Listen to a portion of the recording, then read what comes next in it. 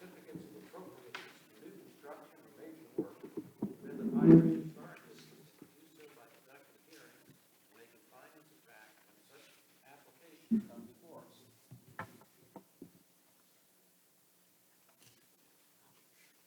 Hello again. Welcome again to the March meeting of the Village, isn't it April yet?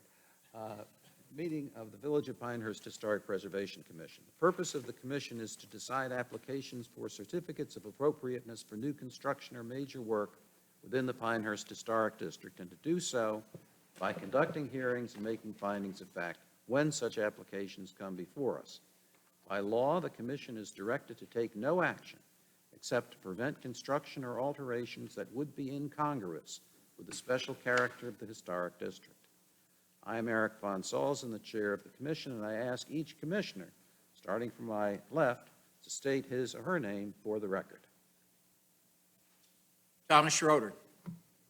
John Taylor. Ann Lucy. Terry Lurch. David Herring. We have one member absent, but we have a quorum so that we can proceed. Also present is Alex Cameron, Chief Planner, and Shannon, make sure I get this right, our clerk. With a name like mine, I should really just apologize. That's all there is to it.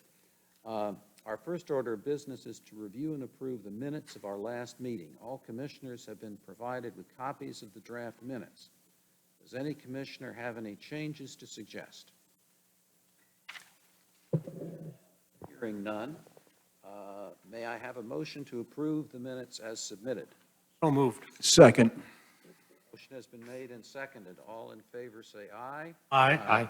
All opposed say nay. The minutes are approved. Now may I have a motion to enter the public hearing?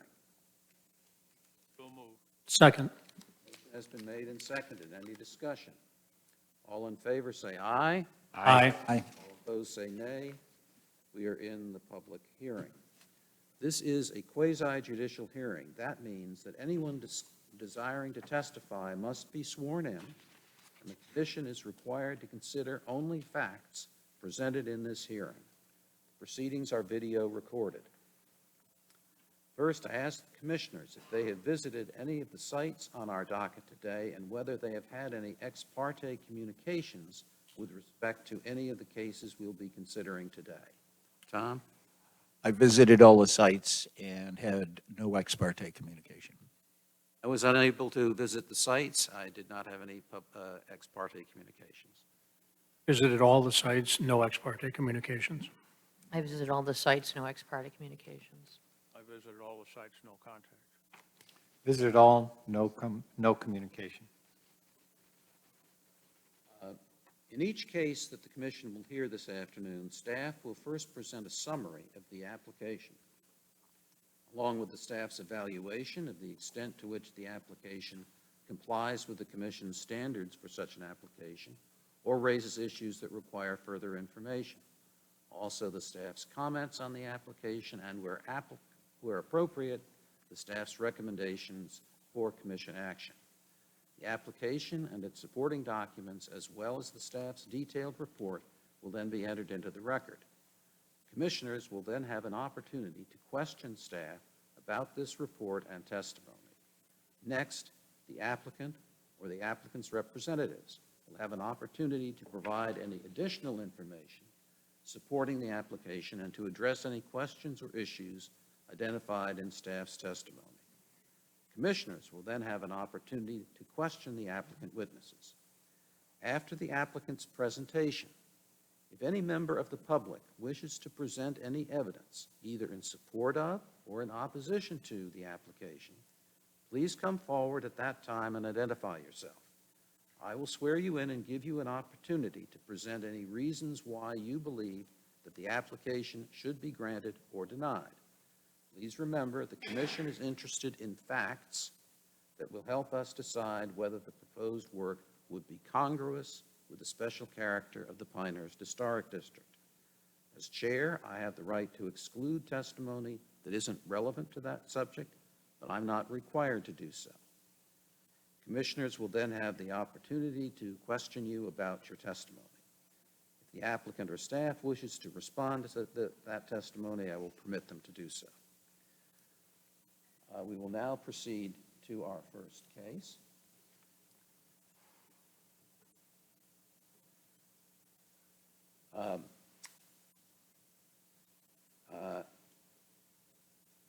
Alex, would you please raise your hand and be sworn in? Do you swear or affirm that the testimony you shall give to the commission with respect to all the cases on our docket today shall be the truth, the whole truth, and nothing but the truth?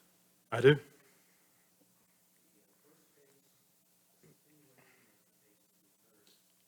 Month involving 15 Fields Road, COA 2022-0039. Is the applicant present?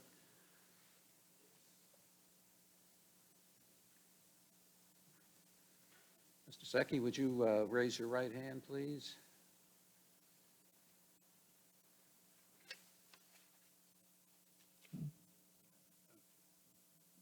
Secchi, do you swear or affirm that the testimony you will give in this proceeding is the truth, the whole truth, and nothing but the truth? Yes, I do. Thank you. This case was presented last month. There was one issue that was left open having to do with the paint color.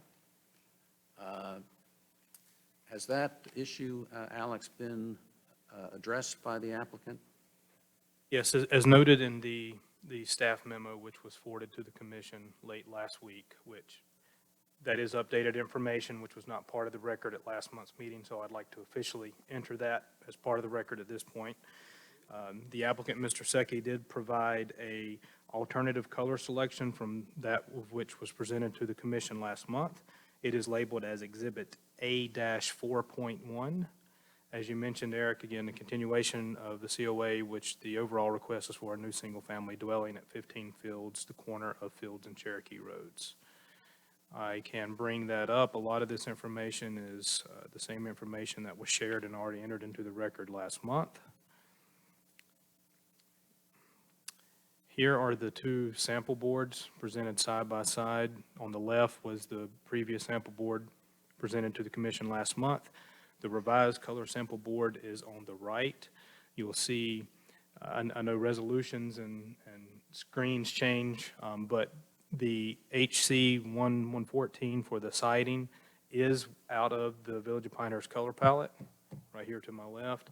The trim's a little bit lighter, and then the roof is just a slight change from what was previously submitted, all within the appropriate standards. Thank you. Do any of the commissioners have any questions for Mr. Cameron at this time? Yes. I do. Alex, can we presume that the questions and answers from last month are part of the record? No need to go back through all that? That's correct. Okay. That's all I got. Anything further for Alex? Mr. Secchi, do you have anything that you want to add other than? I have the physical color samples and roof samples if you need to see them. Just a little closer, Jim. Testified by Mr. Cameron that colors are within our palette. Our concern last month was that the earlier, one of the colors, I guess, had not been. I don't think we have to go over anything that was previously addressed adequately. That is part of the record of this proceeding. Does anyone? Eric, sorry, that was me. Mr. Secchi just did share a colored rendering with me before the meeting. I would think it would be prudent and beneficial, since he's gone through the trouble, not to expend any more of his time here with us this evening. But I know some of the question from the commission was, instead of just making a statement at that time to allow and issue a COA with just picking something out of the color palette, was, well, it could be almost anything. But he has provided now a rendering of those colors that have been presented to you with the design of the house. And we can include that as 4.2 for our exhibits. Alex, can I also suggest that we enter into the record that these colors supersede colors on other parts of the application? For example? Correct. Okay. We have restitched and relabeled those within your exhibits that were forwarded tonight as well. I guess a particular note is on A1.7 or applicant's exhibit 2.5. There's a roofing color chart that's pointing to red for the roof. We know that's no longer what's intended, just so for the sake of the record, superseded. Yeah, and what you're referencing is what's in front of us now that was presented last month. Got it.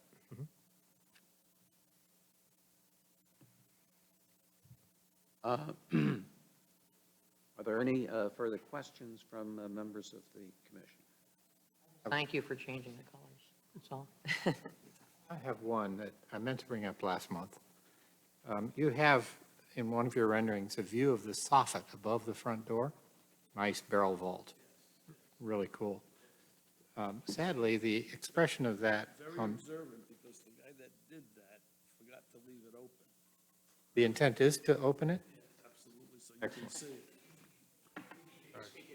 Oh, I'm sorry. What the question was, the rendering shows the front gable over the porch is closed. That is going to be open, and it's going to expose a wooden vaulted ceiling. Is that change reflected in the documents that are before us now? Well, it was in the original ones. It's unfortunate that this was only done today. So the guy that did it left that out, unfortunately. So the original documents are the way you're going? Yes, absolutely.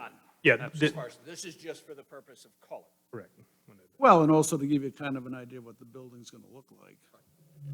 Of course, you have to be a bird or a drone to see it like that, but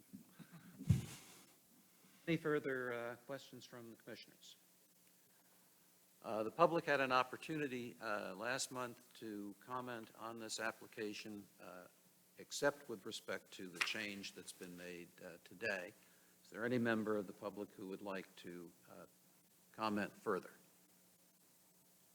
Hearing none, that closes the evidentiary record in this case, and the commission may now deliberate. Alex, just one question. In my documentation, it looks like that is, I don't see anywhere it is open. I don't have a problem one way or the other. I could approve it either way, but I'd just like to know what I am approving. That this will be open, even though the drawings in the original seem to show it closed also. But based on the testimony given, we could go from what he's given and what he stated here in the Okay. public hearing. Fine, I'm fine with that. would you like to see this drawing? Why don't you show it to the commissioners, and we'll decide if we need to enter it into the record.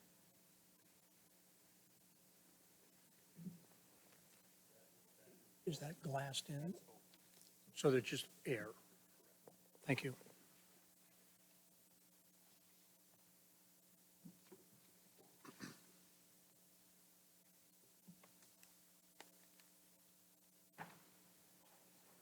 Make a motion. Wondering whether we should include that as an additional exhibit. That's already been provided, correct? Yeah, that was part of the renderings that were provided last month. Yeah. Like to make a motion? Sure.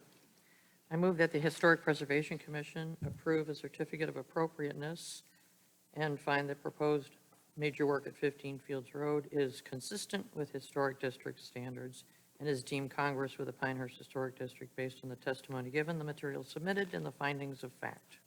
Second. Has been made and seconded. Is there any discussion?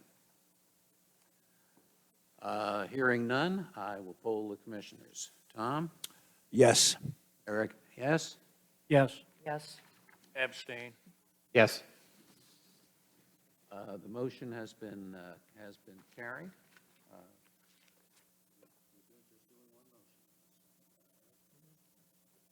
Therefore, congratulations, you have your certificate of appropriateness. And thank you for your patience too, sir, with us.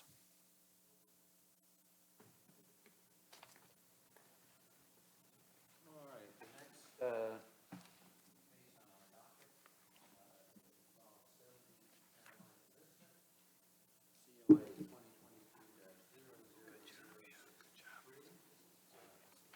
Present? You come forward, please.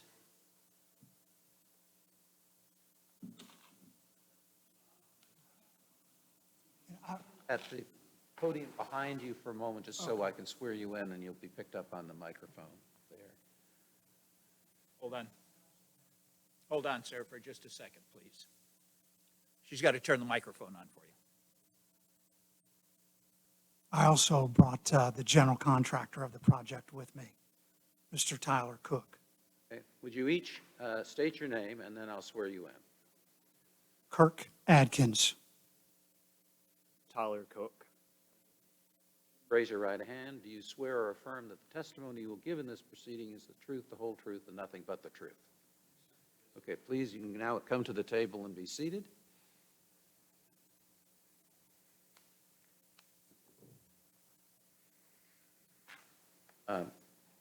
Alex, would you present the case, please? Thank you, Eric. The purpose of this public hearing is to consider requests for a major certificate of appropriateness for an addition to the primary dwelling, which would include also a new garage with living quarters, a covered breezeway, an in-ground swimming pool with the required pool fencing. The property is identified as Moore County Parcel ID number 000016488. The property owners are Kirk and Victoria Atkins. So again, the background on this request is for an addition, extension off the existing home that is situated at the intersection of Ritter Road and Carolina Vista. There are two extensions, one off the front left and the front right of the home, as if you're viewing from Carolina Vista. Again, the addition consists of a garage with living quarters connected via breezeway. That's the addition that's on the right side. On the left side is a large master suite. All the materials and colors are to match those of the existing home. The existing home, based on Moore County tax data and information obtained from the applicant and property owner, is 2,200 plus or minus heated square feet. The addition would total about 1,800 heated square feet. Based on the material and scale provided, the addition, and this is scaling off from the plans that were submitted, would total about plus or minus 2,300 square feet of floor area, so not heated or conditioned space. And that does not include the breezeway, the courtyard area, or the pool, of course. The pool is proposed and situated within an interior courtyard, which is created by the two proposed additions. And of course would feature the typical 4-foot-tall aluminum fence as depicted on the submitted material. The pool is street-facing somewhat, but it is situated slightly behind the front building line of the additions, and again, nestled in sort of a courtyard area. The original structure was built circa 1911. The property is approximately a little over half an acre in size. This is considered major work, thus requiring review by the commission because it does involve an addition. There is a removal of trees larger than 12 inches diameter breast height along the street side, and of course, in-ground swimming pools are also major work. Of course, the public hearing was noticed in accordance with North Carolina General Statutes and our development ordinance. The little picture there of the notification map that was sent out to the adjacent property owners. The hatched area shows the subject property situated there at the intersection of Ritter and Carolina Vista. Across Ritter is the Carolina Hotel campus, and single-family residents surround the rest of the property. The proposed site plan that has been presented as part of the applicant's material. The red boxes indicate the addition area. The north addition is the left addition or the master suite that would be facing Ritter Road. The south addition would be facing the adjacent neighboring residences along Carolina Vista, and is the garage addition, and then you can see the courtyard area in the interior between the two proposed additions. The proposed impervious square footage by the prepared surveyed site plan would put it at 39%. The maximum allowed impervious coverage in the R10 district is 40%, so it is under. So here are some proposed views. These are just some snapshots of what was presented by the applicant and included in the material. Trying to put side by side with the applicable existing photos of the home. This would be looking from Carolina Vista. Again, the left gable there that you see is where the master suite addition is proposed to come off. To the right of the home is where the breezeway addition will be coming off, and to the proposed garage. Interior there, you can see the area of the 4-foot-tall aluminum fence for the pool area. That is where the interior courtyard and the pool will be situated. Here's the view from Ritter Road elevation. So this will be the left side. The area boxed or rectangle in red is the addition area. The other area is the existing home. Facing the neighbor, the single-family residential neighboring area, on the right side of the home, again, proposed addition area outlined in red, the existing home on the right. This is looking interior from the courtyard. The one on the top is if you're looking toward the garage and breezeway addition from the master suite addition. So Carolina, Ritter Road would be at your back. The image on the bottom is looking from the courtyard, so looking toward the Ritter Road side of the property, interior of the courtyard. The pool, the applicant has provided a proposed rendering of the pool. And again, the arrow there will depict, shows the location of the pool area. The hatched area to the right there, you'll notice, is the footprint of the existing home, and then the rest are the proposed additions with the hard surface coverage. The fencing, again, we've seen a lot of these standard 4-foot-tall aluminum to look like wrought iron fences used for pool enclosures. There is an existing fence, which the applicant's provided and highlighted there in a blue area. The yellow, which is a little hard to pick up, at least on my screen, is where new fencing is going to be installed. And of course, this fencing does meet both the PDO requirements as well as meets the applicable standards for fencing in the historic district. Tree removal, I tried to do my best to not take off too much of the area here. It may be a little confusing for some. I know this is terminology that is, or color coding that is used frequently in other neighborhoods. Any trees that are indicated on this tree survey that are circled as red are those that are going to stay. Green are the ones that are proposed to be removed. So green stays, I'm sorry, red stays, green is gone. As you see, a lot of it is covered by the proposed additions and other hardscape. In total, my count by going through the survey is 31 proposed to be removed, 20 to be saved. Applicable standards, I'll just kind of hit the topics of most of these. The addition, changes to existing residents, the must are that, of course, that it be compatible with the character and scale of the primary structure and also be congruous within the character of the historic district. Another must is that they may be located as inconspicuously as possible, preferably in side or rear yards, and that additions must not obscure, damage, or destroy the character-defining features of a historic primary structure. The rest are the windows and doors, foundation height, as well as how detached garages open to the side or rear of the primary structure. Of course, again, the applicant's proposed colors, materials, and designs of the addition all do match that of the existing home. Site features, the fencing, again, due to the location, it would be a street-facing fence. However, it still would not be a front yard fence. Street-facing fencing preferred are white picket, brick, or the metal or aluminum to resemble wrought iron, which this does check those boxes. Landscaping and vegetation, any additions or alterations in addition landscape, including any plant material, which the applicant has also provided a landscape plan. Hardscape or other accessory structures must be compatible with the primary structure and congruous with the district. The removal of trees 12 inches in diameter, breast height, and larger must not unreasonably compromise the historic tree canopy and appearance of the landscape. For the pools, new in-ground swimming pools must be congruous with the landscape of the Pinehurst Historic District and must not be easily visible from the street. Kind of conclude and wrap with staff comments. Again, the addition features materials, windows, doors, colors, etc., that are compatible or match those of the existing dwelling. The height and foundation of the addition would line up or sometimes be, in some instances, a little bit shorter, would not be taller than the existing structure. The addition is not located in the rear yard. However, as depicted on the site plan, the existing dwelling is situated fairly far back and is actually non-conforming to the current R10 zoning standards, which is kind of typical in a historic district.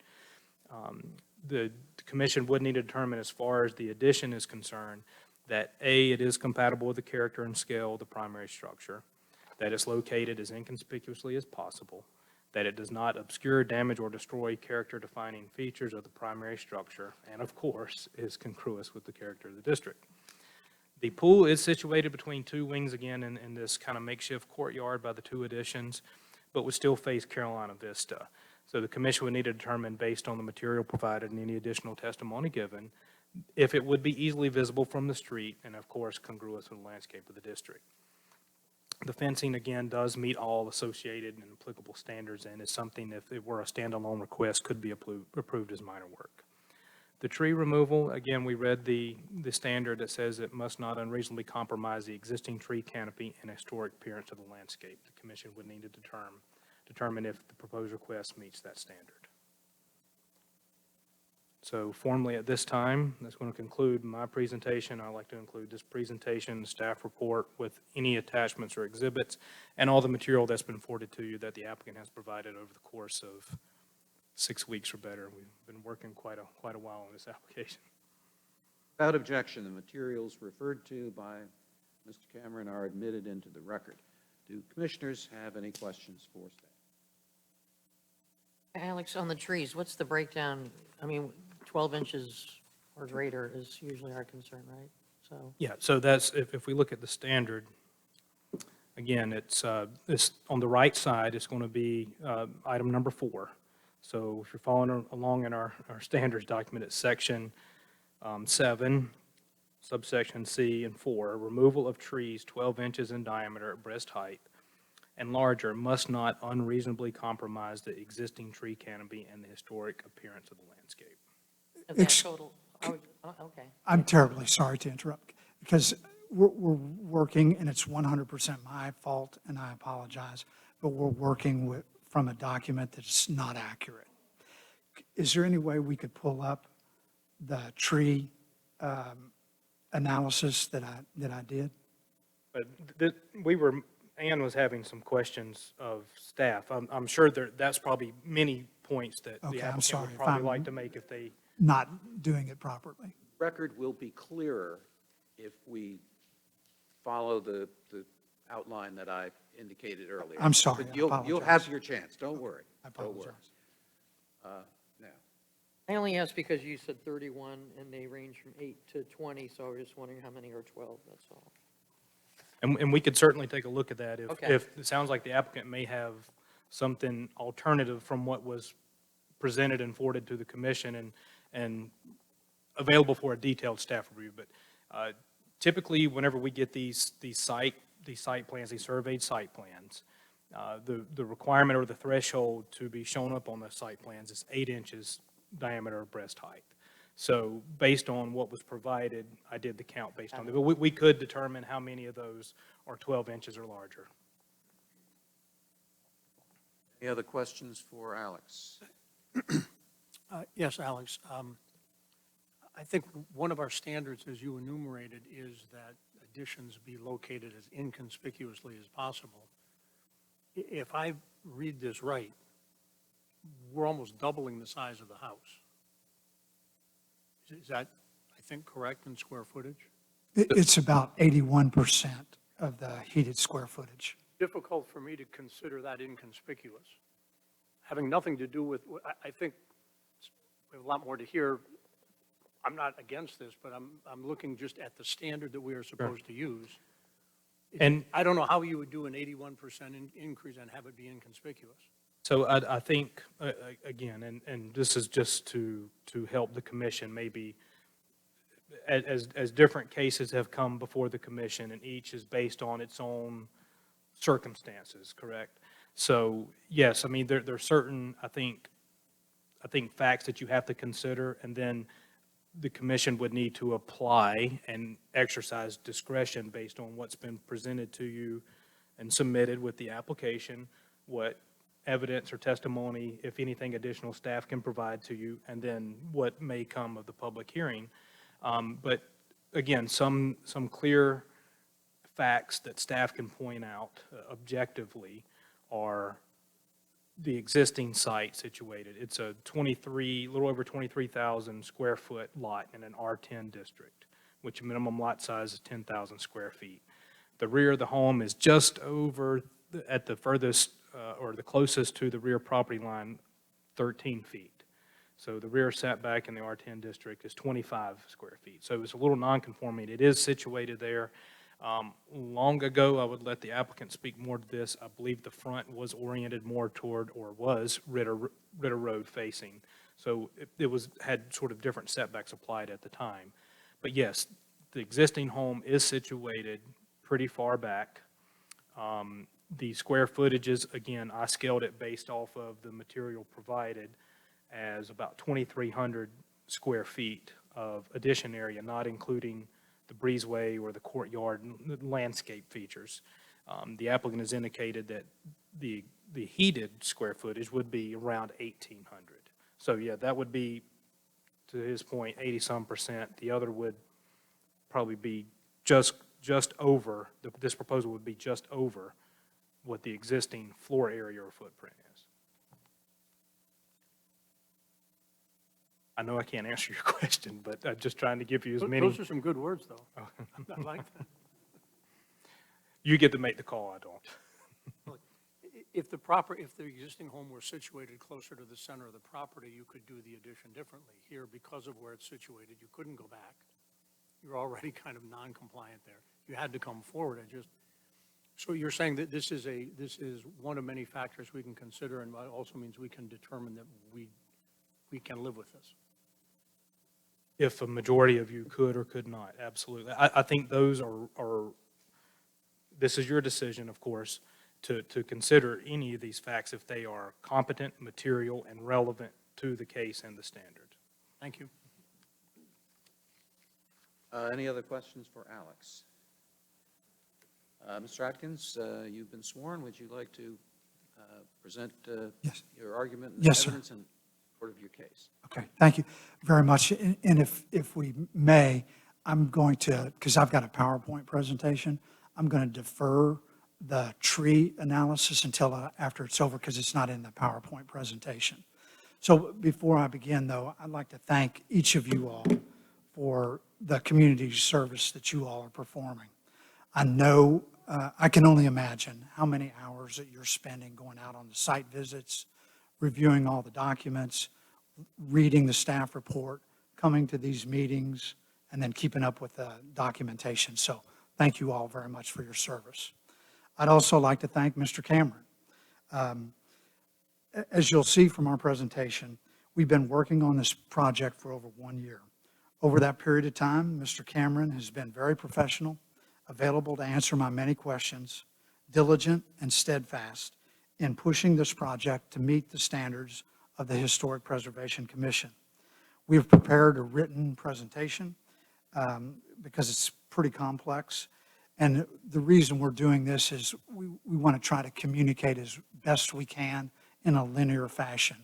And so please interrupt me at any time during the presentation for any questions. This is the third occasion on which we've presented an application to the HPC. The first was in 2013, where we changed the front door, changed the paint colors, and added perimeter fencing. The second application was in 2019, where we added an architectural window facing Ritter Road. Now we are presenting this project to bring our home into the 21st century while maintaining its historic charm. Our home is not working for us now. As we age, we need our primary suite on the ground floor. We need more bedrooms for our children and hopefully their families. We need more entertainment area, and we need a garage that will accommodate 21st century vehicles. We officially started working with the Village Planning Office in February 2021, showing them preliminary drawings. We have met with the Village Planning Office on 7 different occasions over the last 13 months.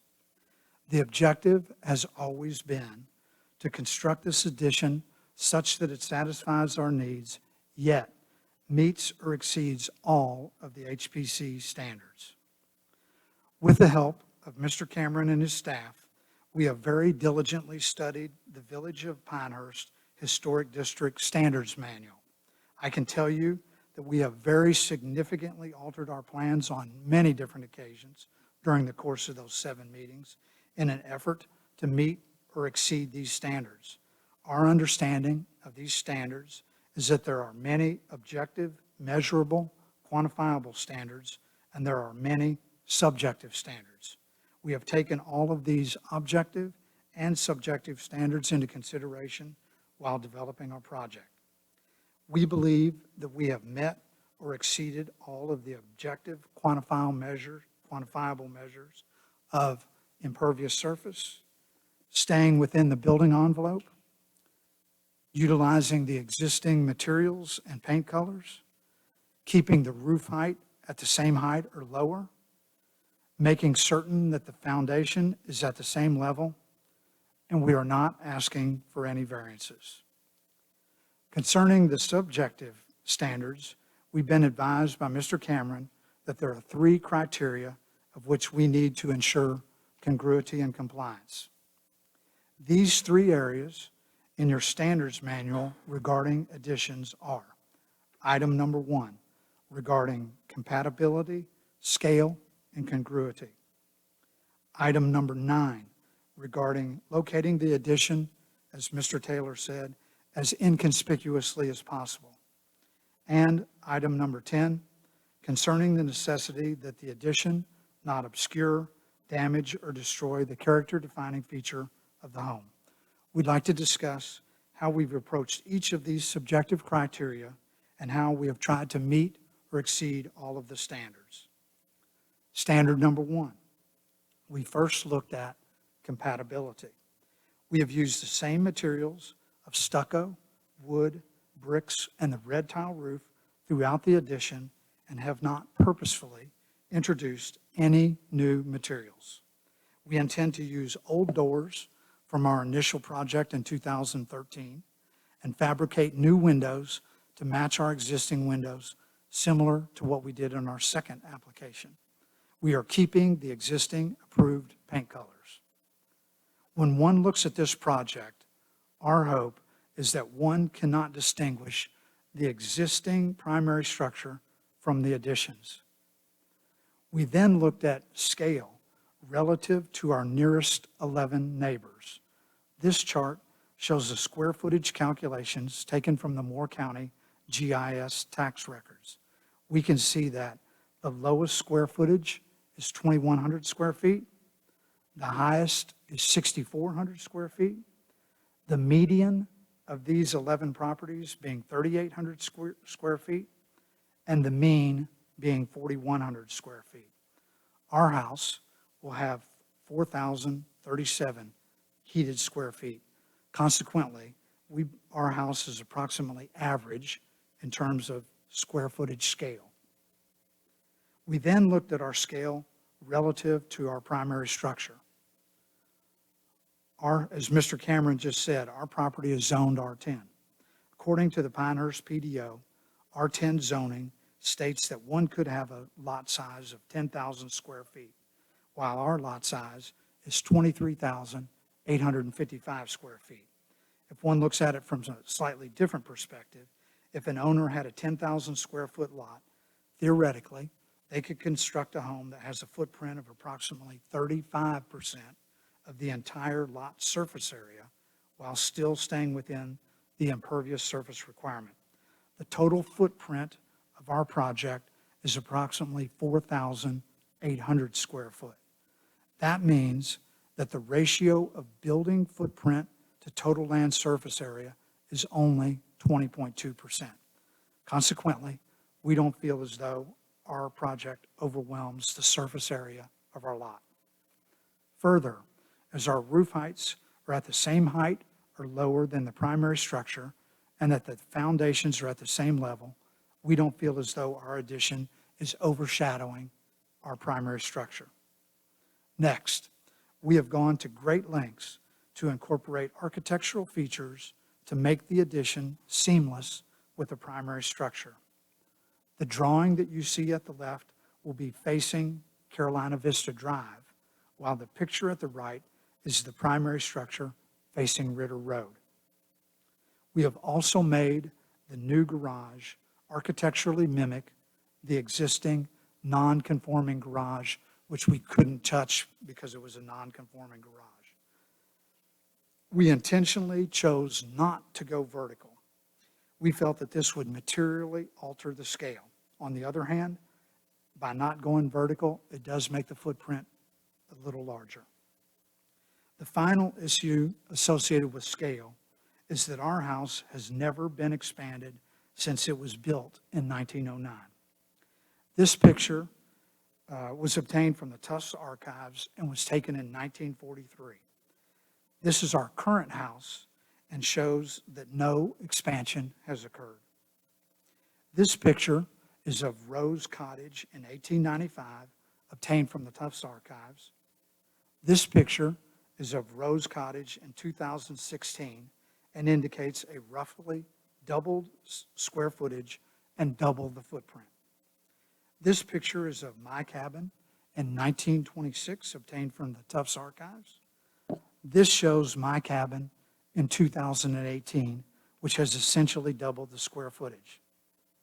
This picture is of the original Lennox Cottage, obtained from the Tufts Archives. They weren't sure exactly what year this was.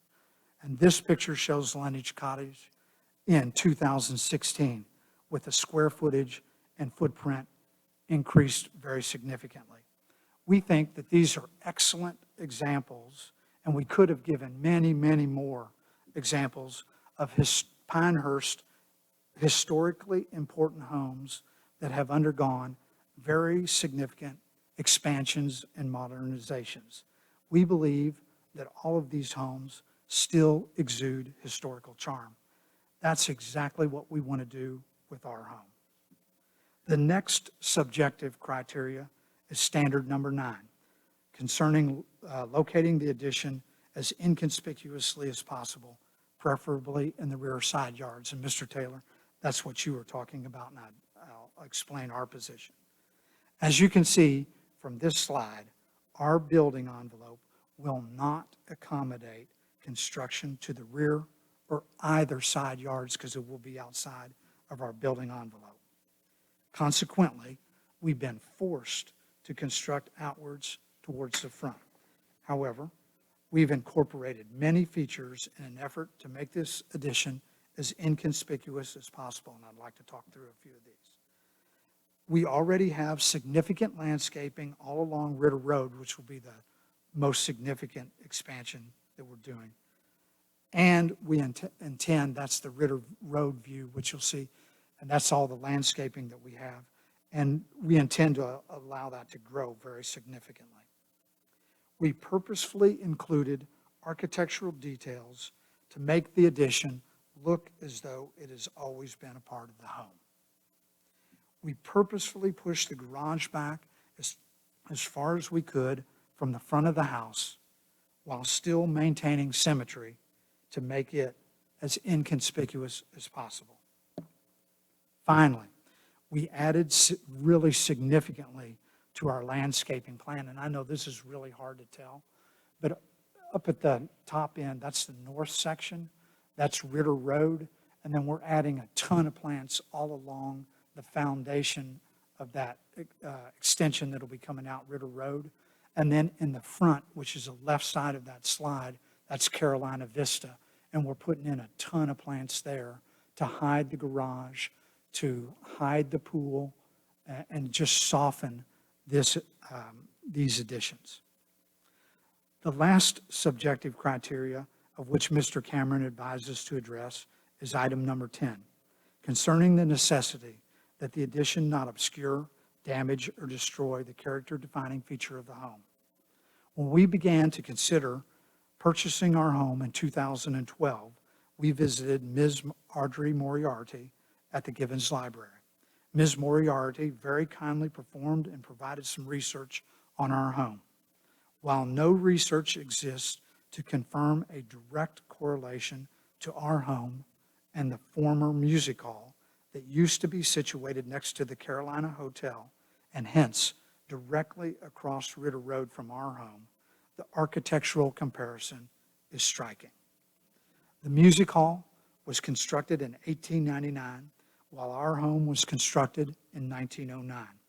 Both structures were built using stucco and red tile roofing, which was unusual, as most original and early structures were wooden with traditional roofing materials. With Ms. Moriarty's assistance, we found this article in the December 1909 Pinehurst Outlook, detailing that the most prominent feature of our home was the red tile roof and the stucco walls. Consequently, we feel that the character-defining feature of our home is the red tile roof and the stucco walls. We are enhancing these features of our home purposefully, not obscuring, damaging, or destroying these character-defining features. In conclusion, we've spent over 1 year working in good faith with Mr. Cameron and his staff in our sincere effort to deliver a project that meets or exceeds all of the HPC standards. We have presented or offered to present our plans to our 4 contiguous neighbors and to Mr. Matt Crisco. So I did give Mr. Crisco an opportunity to present to you, Mr. Higginbotham, or to Mr. Pashley. And in all cases, the directly affected parties have either enthusiastically endorsed our plans or have offered no objections. Finally, we really would appreciate it if we could get the COA as is, because we've invested really significant time, energy, and resources to bring them to the state and worked in good faith to ensure compliance with all of the standards. However, if there's anything with which the commission has an issue with, if you would please try to work with us and give us an opportunity to remedy that, we'd be so very appreciative. So thank you for listening to this bit. Alex, could you please pull up the tree? Because to me, if I saw that and I were you all, that would make me stop in my tracks. And I did an incorrect submission. Mr. Cameron, what he reported is accurate with what I submitted, but it's not the reality of the tree situation. And I've prepared this one slide to talk you through that. And I notified Mr. Cameron because when I read his staff report, I notified him that when you all came out to visit the property, if you could look at the trees that I had marked with green tape on them. I don't know if you had an opportunity to look at those or not, but this slide here are the true facts associated with the trees. So, Ms. Lucy, you said that you asked a question about the 8-inch diameter. All of these trees that I've marked here are 8 inches or more. And so the facts are that there are 44 total trees on our property above 8 inches diameter at breast height. Only 11 of those trees are going to be removed. And of those 11, 10 of those are in the building envelope, and there's the one that you see at the extreme and those are in green, the ones that are going to be removed. So there's only 11, and only one of them is outside of the envelope. And then there's one tree that's marked in blue, which is diseased, and it is leaning terribly towards our neighbor, and that tree needs to, when we had that ice storm in January, we were so fearful that that thing was going to fall over on our neighbors, so that one needs to go no matter what. And I would also say, because I spent some more time, we have 5 gigantic live oaks that are all along the perimeter of our property. We also have 4 very large magnolias that are all along the perimeter of our property, all of which are staying. None of those are being cut down. And those are the trees that really dominate the tree canopy. So I apologize to the commission and to Mr. Cameron for presenting that earlier chart on the trees, because it just was not factual.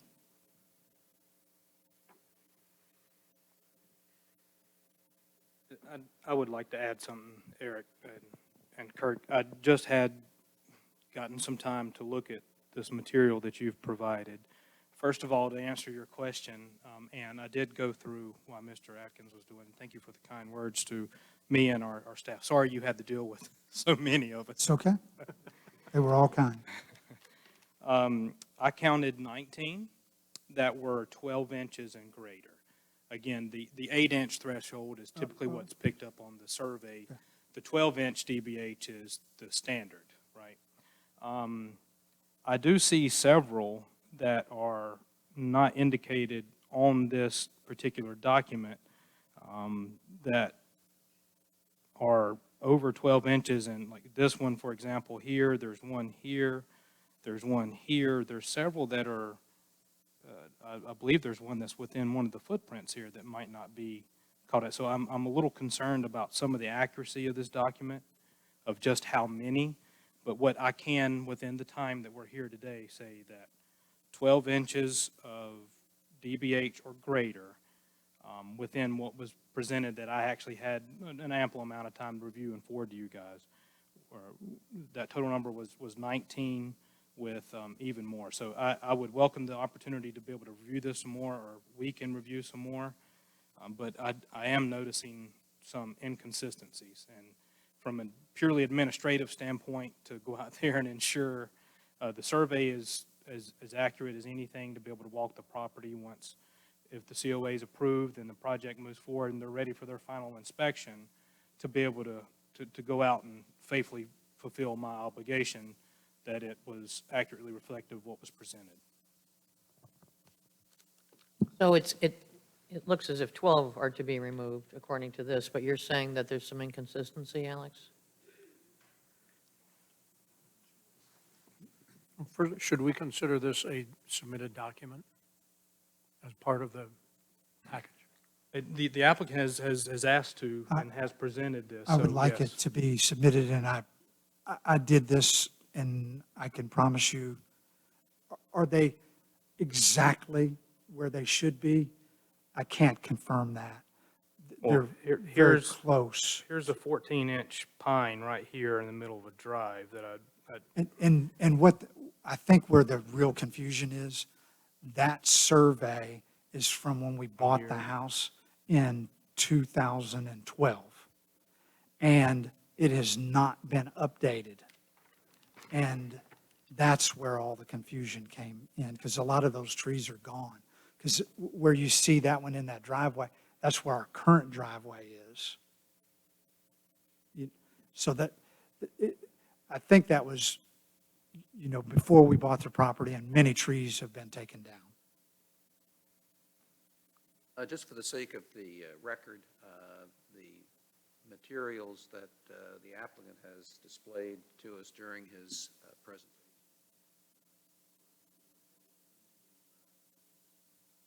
possibly duplicating materials that are already there, but at least they'll be part of our record. Other questions of the applicant? So what's the resolution on this one, though, as to what's on the record? You're going to follow up, Alex, or do we consider, or? I mean, now Mr. Atkins has indicated that the survey is out of date, although the date is January of this year, of 2021, actually. So now it's not my position, but I would be, if there's an applicable standard here and there's been documentation that's been provided and there seems to be some questions around it. If we were Resolve to, the questions, yeah. if we were to approve and grant a COA, would we be granting it based on the removal of 12 trees? In the event That's this what, was inaccurate. that's all I'm asking for, just 12 trees. And one of them is that disease tree. That's it.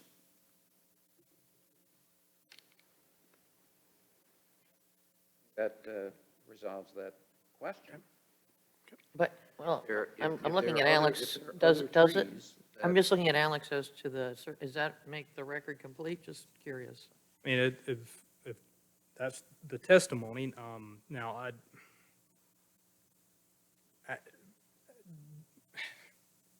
It's difficult because none of us are qualified. None of us in this room are a licensed professional surveyor, unless there is that has. Making sure you're not it's aware here. I can't verify the authenticity. You couldn't verify the authenticity of the material that's presented. My concern, from my perspective, would be 11 and 1 disease are approved to be removed. If more gets removed, what's the consequence, if it's even able to be determined? I will make this commitment. There will not be more than the 11 trees plus the one removed. I commit to that.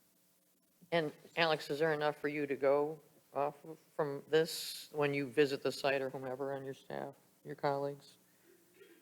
It's difficult because it's laid on top of a survey that's supposed to be accurate in location and size. You know, I that's, suggest that we approve what he's approved or not approved.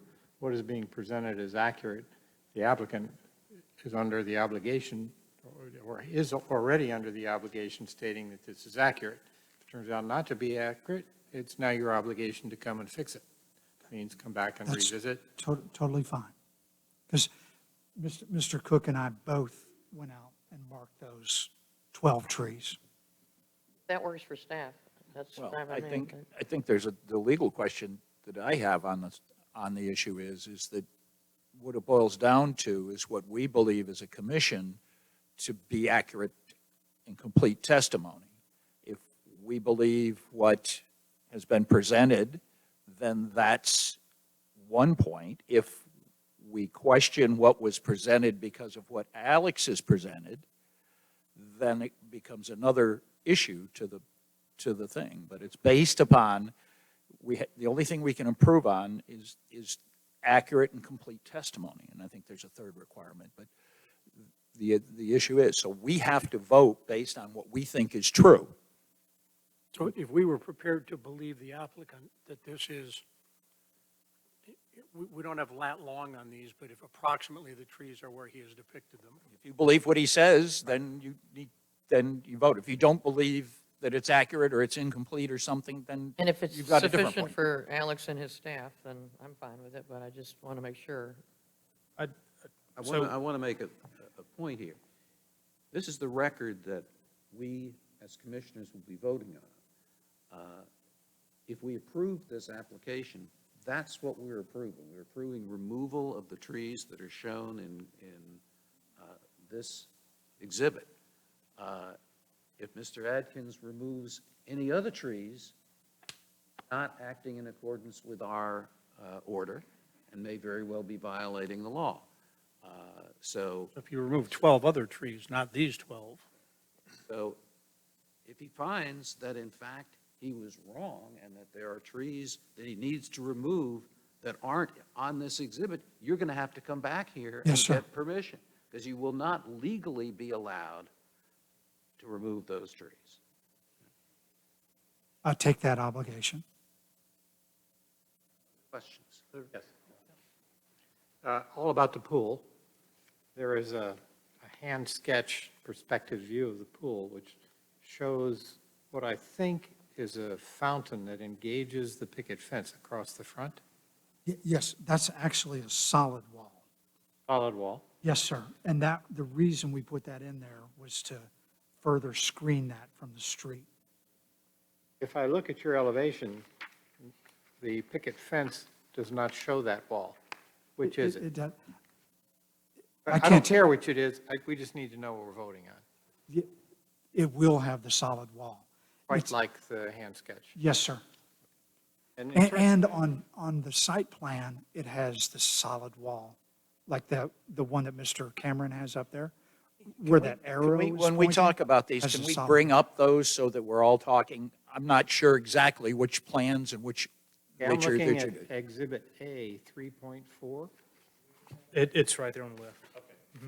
The elevation that I'm saying conflicts with that is Exhibit A 3.1. And it does not show that on that. That's all, that's the only question. And that elevation is wrong. Excellent, okay. First, I want to take an opportunity to say your presentation was excellent. Yeah, I second I that. came to the same conclusion you came to before you got there, but it was very helpful, and I thank you for that. Thank you. Hard work, well done. Thank you. I have a question. Is your new garage a functioning garage? Yes, sir. There'll be I two. don't see, maybe I'm missing something. I don't see an access. Where's the driveway? That's brickwork in front, where he has the cursor. That's all brickwork there. And then it's a tire track is coming This in. is the garage back here. Yeah, that's an existing Oh, the garage, garage. Terry, in the back. That's an existing, I'm looking at the building in the rear. It's called the garage. yes, sir. That will not be a garage in That's- future. Okay, that's where I was confused. That was right. Yes, sir. I'm It's a sorry. living quarters where the actual garage is moved forward. Yes, sir. Got it. In connection with the garage, and I think I know the answer to this, but there was no way to not have the two doors facing Carolina We Vista. tried everything because we build houses together, and you have to have 35 feet to pull into the driveway, and then that would put the garage into the other addition. So we tried to make it not front-facing. I just have a question about the Ritter Road facing. Can you just walk through or talk me through why that won't look like some big monolithic structure from the road? So if we could Appreciate your presentation, that was If we could very helpful. pull up perhaps the elevations, that we're doing many different things in terms of the roof line. You see how it sort of mimics, on the left of that side, or my left of it, is the existing home.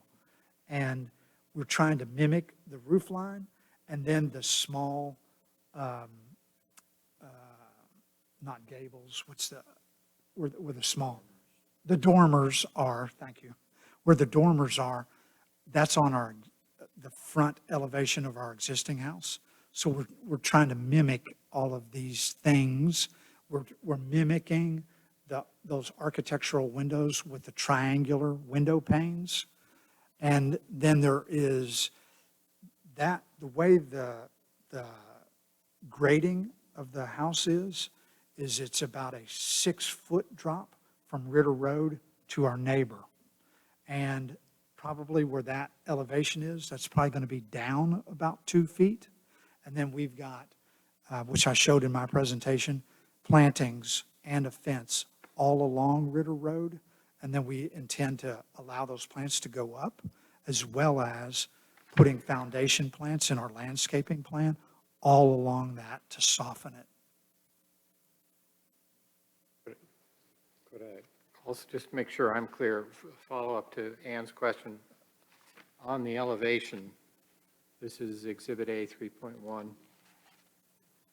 The center gable, if I look at the floor plan, it looks to me like that little piece which is at the master bedroom. Yes, sir, it is. The gable appears to be slightly forward or proud of the two side gables, not in the same plane. Is that right? That should be in the same plane. The reason I ask is that the Ritter Road wall of the master bedroom Yes, is sir. closer to Ritter than the rest of that elevation, except the little pantry piece. I'm looking at the plan on sheet A 2.2. Okay. Which is Exhibit A 3.1, is that what Yeah, okay, 3.1, so it's on the screen, correct? 3.1. That's the one that's on the screen, correct? Because there is no, Half of the page, that one But right David, there. I think your point is, if you look at 2.2, it looks like that is not a straight wall. It looks like it protrudes toward Better Ritter said Road. by far. but What he if, said. could you pull up the floor plan, please? A There. 2.2. I guess, and what I was headed toward is if you look at the plan, that wall is not a long, straight wall. There's a lot happening along that wall. Yes. to give it some depth. Go ahead. Other questions for Mr. Atkins? Hearing none. As I said earlier, if there is any member of the public who wishes to present any evidence either in support of or in opposition to the application, please come forward at this time and identify yourself.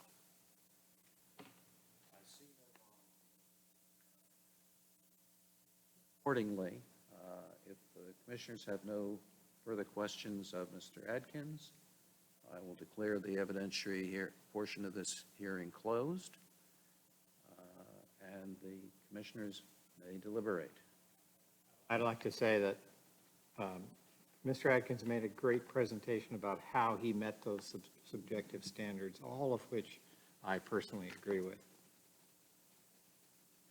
I'd like to add just a consideration. I've obviously, having lived in Pinehurst for well over a decade, I have driven by your house many, many times. I certainly understand the desire to have a larger house on a lot that will accommodate a larger house, as I think this one clearly would. And I'm not therefore concerned that we run into the problem we sometimes get with additions, where an addition comes to dominate the existing building. This house could very well have been built originally in exactly the form that Mr. Adkins has presented, would have complied with zoning, and I don't think anybody would have found it objectionable. The fact that the existing historic old house is quite small for the size of the lot means that building up to the capacity of the lot is going to change the quantities of house. But they've done, I think, a very good job in designing the house in such a way that it's not going to stick out like a sore thumb. I think to me, it looks as though it would all fit. And I appreciate the time you took, over a year apparently, in trying to meet with our standards and working with Alex and the rest of his wonderful colleagues, so thank you. If I could first, David, I think having myself done a renovation, although not nearly of this scale, trying to take something that had been added on and was clearly incongruous and make it, before there were standards, and make it look like it was original. If someone has never been to Pinehurst before and drives by the house a year from now, they're going to think it was original. And I do think you've gone to extraordinary lengths to try to be sure that that is the case. And I think, so my problem is what Ann raised, which is if you aren't just coming there for the first time, it is going to look like something has changed dramatically. But I think for me, maybe that's an issue of the guidelines that we are allowed to deviate from because so much of the rest of the presentation has been exactly in the intent that I think we're all here to promote, to make it look as if it were original and had been built in 1909, which it could have been, so. Therefore, it's congruous, which is our ultimate. I'd like to make a motion. I can find the right one to read. I move that the Historic Preservation Commission approve a certificate of appropriateness and find the proposed major work of 70 Carolina Vista is not consistent with the historic district standards insofar as the prominence of the additions, but is deemed congruous with the Pinehurst Historic District based upon the testimony given, the materials submitted, and the findings of fact, in particular, the excellent presentation made by the applicant in this meeting. Second. Made and seconded. Is there discussion? Is there any contingency that we wish to attach or conditionality with respect to the removal of the trees? For the sake of the record, we are approving the trees submitted. So we're approving As submitted at this hearing by the applicant. versus what was in the application. So amended.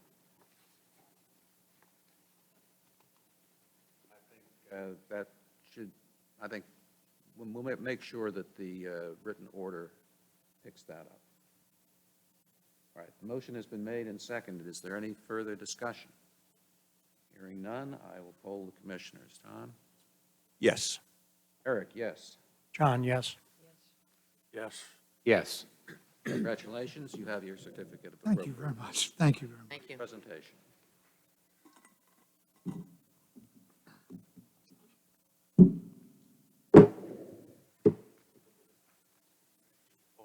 All right, our next case involves 3 Carolina Vista, the USGA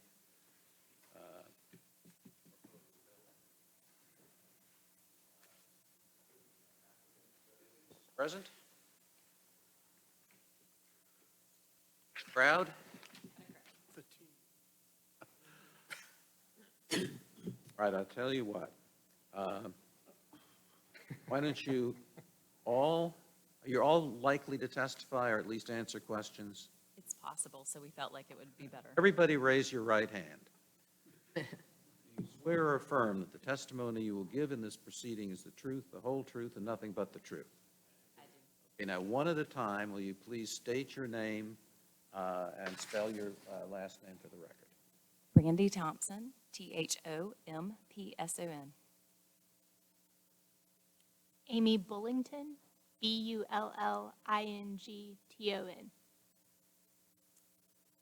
Michael Lee, Lee. Such a simple name. Bob Koontz, Koontz. And Janine Driscoll, Driskoll. Thank you. 2 of you may sit at the table, and the others can be called up at the appropriate time. All right, Alex, would you present the case? Certainly. And the purpose of this public hearing is to consider a request for a major COA for modifications to a previously issued COA 2021-00052 at the now addressed 3 Carolina Vista, and this is for the USGA Golf House Pinehurst structures. These modifications consist of revisions to the tree impact plan, changes to door, window locations, as well as the addition of louvers and some changes to the exterior material selections.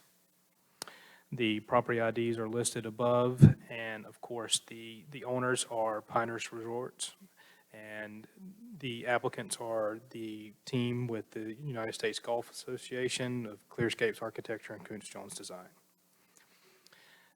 Again, so these are changes to a previously approved COA. Oddly enough, almost exactly a year ago. The main roof now was proposed to change from the previously approved standing seam metal to asphalt shingles. The porch and lower roofs will remain a standing seam metal roof and be bronze and colored. The columns material change from wood to fiber cement. Guardrail railings materials are changing from wood to fiber cement, and for wood or fiber cement as previously approved to powder coated aluminum. No color change. The previous connector between the 2 buildings, the Admin Test Center building and the Visitor Center Museum, is now removed. Also, there's been a removal of a few dormers that were on the Admin Test Center building, which is the larger of the 2 structures, if you recall. Also, the brick pierced screen wall, which was a topic of discussion during the previously issued COA hearing, is now going to be larger and taller to better screen that service yard and area. The number, location, orientation of windows has changed. And the materials are now proposed to be aluminum-clad wood and will remain black in color as previously approved. Louvers have been added to some elevations on the structures. The applicant has stated that is as necessitated through more architectural design and the location of mechanical equipment to the interior of the structures. They are proposed, and there will be a material sample we'll put on the screen in a little bit that's been provided, that they will be trimmed and appear to have mullions like windows. A slight color change has also been proposed, and of course the changes very slight, but also within the approved color palette. Additional trees are now proposed to be removed. A portion of these trees are proposed to be removed due to the construction of the required stormwater management area after the site plan has been further engineered. Also, some of the removal is stated to be necessitated by the health of the existing vegetation and the importance of the applicants to establish a natural pine grove in the area. A document has been provided by the applicant as a summary report on this by a local environmental consultant. This request is a major work, thus needing review by the Historic Preservation Commission because doors are being either added or eliminated on certain elevations. There is a change in architectural details, namely the materials, and there's a change in the roofing material. Public hearing, of course, was noticed in line with North Carolina General Statutes and our local Pinehurst Development Ordinance. The public notification map is on the screen. The area outlined in green is the area of the subject site in question of this request. The tree save removal, you'll notice the difference. The previously approved tree save plan is on the left. The proposed is on the right. The difference is 34 additional trees are proposed to be removed. It's a little difficult at this scale to see. I've tried to indicate at least part of the area where the stormwater management had to be expanded a little bit in order to meet the stormwater runoff requirements, which would obviously incur a lot of grading in order to meet those elevation points. The applicants obviously have assembled a team that are more apt at going through the changes of the approved elevations than I. Like the previous applicant, this applicant and staff have been working through the changes and reviewing the proposed changes for quite some time. But what we have provided in this slideshow, as well as been provided by the applicants and forwarded to the commission, are previous approved elevations on the top with the proposed elevations below. The first here are the visitor center and museum buildings, which again are the smaller of the two structures. Again, approved on the top, proposed on the bottom. You'll notice the call out to the change in the roofing material. Also, you'll notice a little bit different orientation of window and door locations. Other elevations, same structure. The admin and testing center structure, again, approved elevations on top, proposed on the bottom. You'll note again the roof material color change, the removal of the dormers. You'll notice on these elevations as well as some of the orientation of the doors and windows. Also on the depiction on the right, you'll see the brick screen wall area to screen the service area. Other elevations which also include the brick screen wall, and as well as you'll be able to see where the connectors have gone away with these buildings as well. It's just to the top left on the right depiction, again on the previously approved rendering on the top. The brick screen wall, here's some dimensions and details that have been provided. Again, it's a little difficult, at least for me, to see at this scale, so maybe for others as well. The wall itself is increased in height in order to better screen, which is a standard that mechanical and service yards be screened to the fullest extent. The brick pattern and proposed material sample has been provided as well. The roof material and siding colors, to the left you'll see the proposed architectural asphalt shingle. The color is weathered wood, which is a material that has been previously seen and approved by the commission and would meet our standards. The bronze color standing seam roof also meets our standards. And again, to the right, you'll see the slight color change. Again, all the white, the gray, the beige, other white, and the black, of course, are approved colors in our palette for both body and trim. The window style, material, and color samples have been provided. Again, slight change with this request from what was previously approved. Same with the door style. Here's the depiction that's been provided for the proposed louvers that are to be installed on certain elevations where there are mechanical rooms or equipment that would need the ventilation. You can see that they are trimmed and to resemble like a natural window and would be the same color, black, as the proposed windows. Applicable standards are, there are several, and they're all under commercial new construction as the structures haven't been constructed yet. A lot of these were under review by the commission last year with the previously issued COA. Of course, the windows and doors, materials, utilities and service areas, and landscaping, including the standard that we did discuss with the previous applicant, which is the removal of trees 12 inches diameter breast height or larger. To conclude with staff comments, the proposed color and material changes are consistent with the standards. The proposed change to the number and location, and as well as orientation of the windows, does not to staff appear to significantly alter the design of the approved buildings, but would need to be deemed by the commission to be both congruous with the existing commercial buildings as well as the district. The additional tree removal, again, is necessitated in part due to the construction of the required stormwater management area for the site design. Also, some of the removal is needed to restore the pine grove to a natural state and some of the health of the existing vegetation based on the summary report provided by Dr. J. Carter. The commission would need to determine that if that request did not unreasonably compromise the existing tree canopy or the historic appearance of the landscape. So with that, I'll conclude my presentation and like to formally introduce the staff report and attachments to this presentation and the material that the applicant has submitted and was provided to the commission ahead of the hearing formally into the record. Without objection, the materials referred to by Mr. Cameron are admitted into the record. Do commissioners have any questions of Mr. Cameron? Alex, could you point out this pine grove that's being preserved?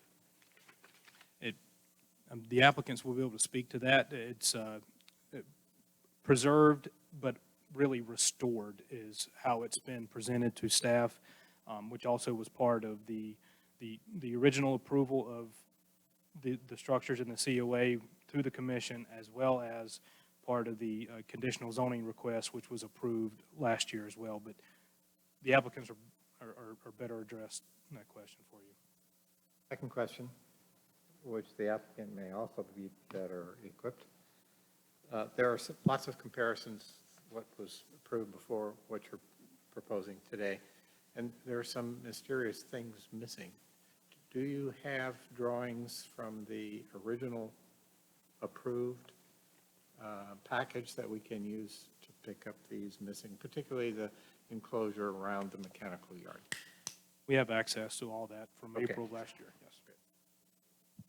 Alex, there's a reference in the written material to the previous connector between the two buildings and Trellis is being removed, but it continues to, appears to continue to appear on some of the exhibits. Is that actually being removed and they just didn't take them out of the drawings? From what I've reviewed, they are not part of the proposed. They may be shown open on some of the exhibits that were provided that included the approved elevations, but also had the proposed. But So shed some light on that, Alex. There's just one little remnant which I was going to bring up with the applicant on, John, for you. It's a A3.4 in the bottom right. There's a little piece of the drawing that somebody's electric eraser missed. But the rest, in all the other cases, it's been removed. There are some colonnades that extend past the main building line, but they don't reach out to the next building. No, it still exists on 2.1 and 2.3, and 2.2, it's not clear whether it exists or not to me. Is it okay if I speak? Do I have permission? Well, we'll go to that. I can wait. Okay. I can wait. Okay. Other questions for Alex? All right, then the applicants may speak. Ms. Thompson, are you going to lead off? I'll start us. So thank you again for having us back to speak about the Golf House Pinehurst project. We're just thrilled to be here. We're thankful for your time. So thank you. With me today, Janine Driscoll and Michael Lee, who you helped swear in a moment ago, are representing the USGA. I'm Brandy Thompson with Clearscapes Architecture. This is Bob Kuntz with Kuntz Jones. And so we'll just walk through our presentation.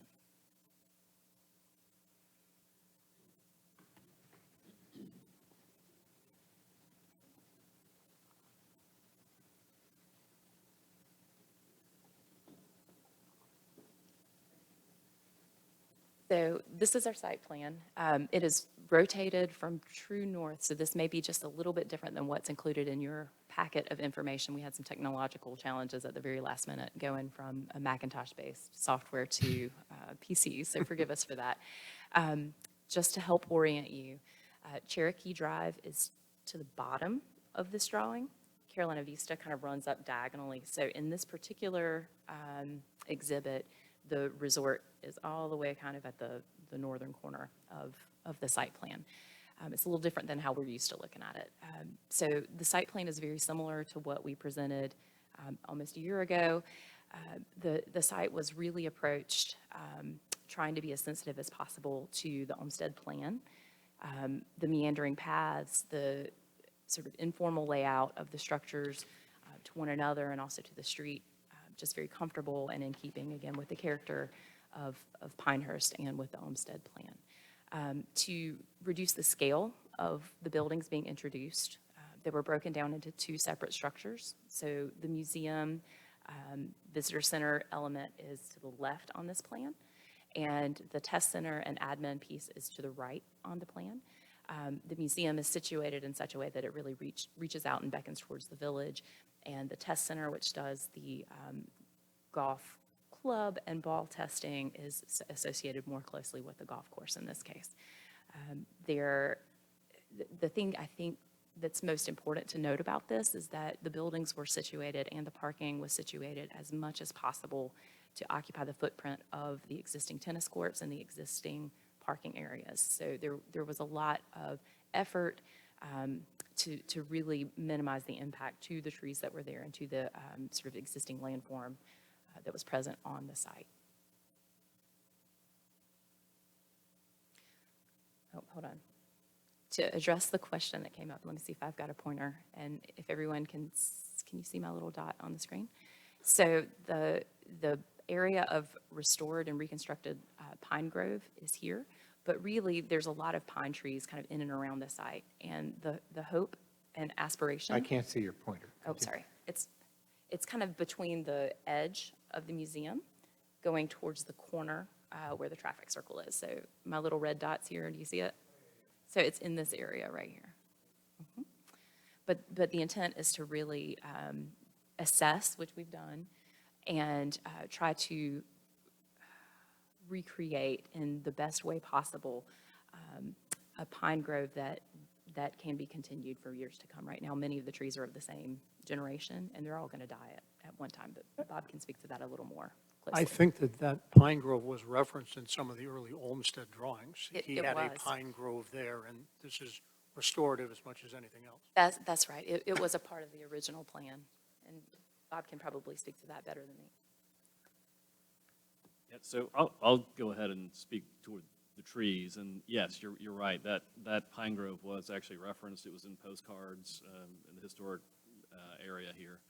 And the goal for the USGA is to restore that area and make it a true sort of Sandhills, Pinehurst tree canopy and tree forest with the understory with wiregrass and the very traditional look that you see. The USGA also wants to use that as an educational opportunity as well and watch how that pine grove is restored over a period of time. So we're going to be planting lots of trees there.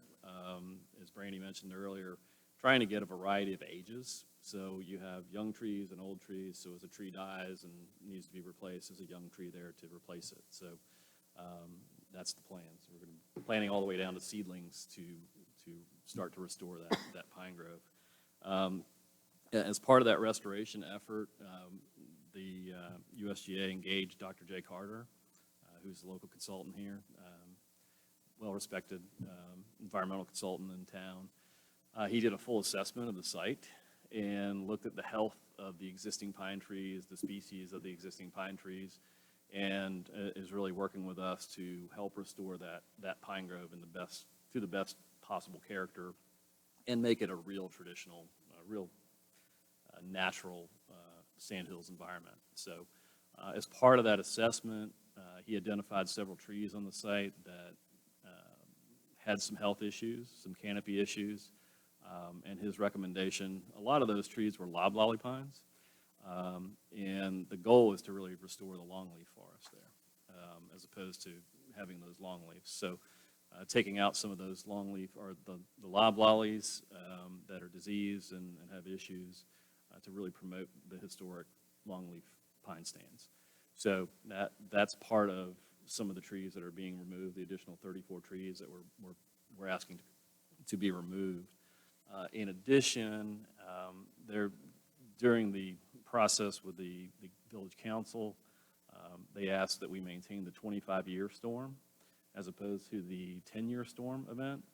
A lot of that's due to the runoff that you see trying to protect the railroad trestle underneath as much as possible and trying to prevent as much water as possible going that direction. So we agreed to contain and hold the 25-year storm event. As a result of that, the Stormwater Pond had to grow, which led to trees, additional trees being taken down in between the parking lot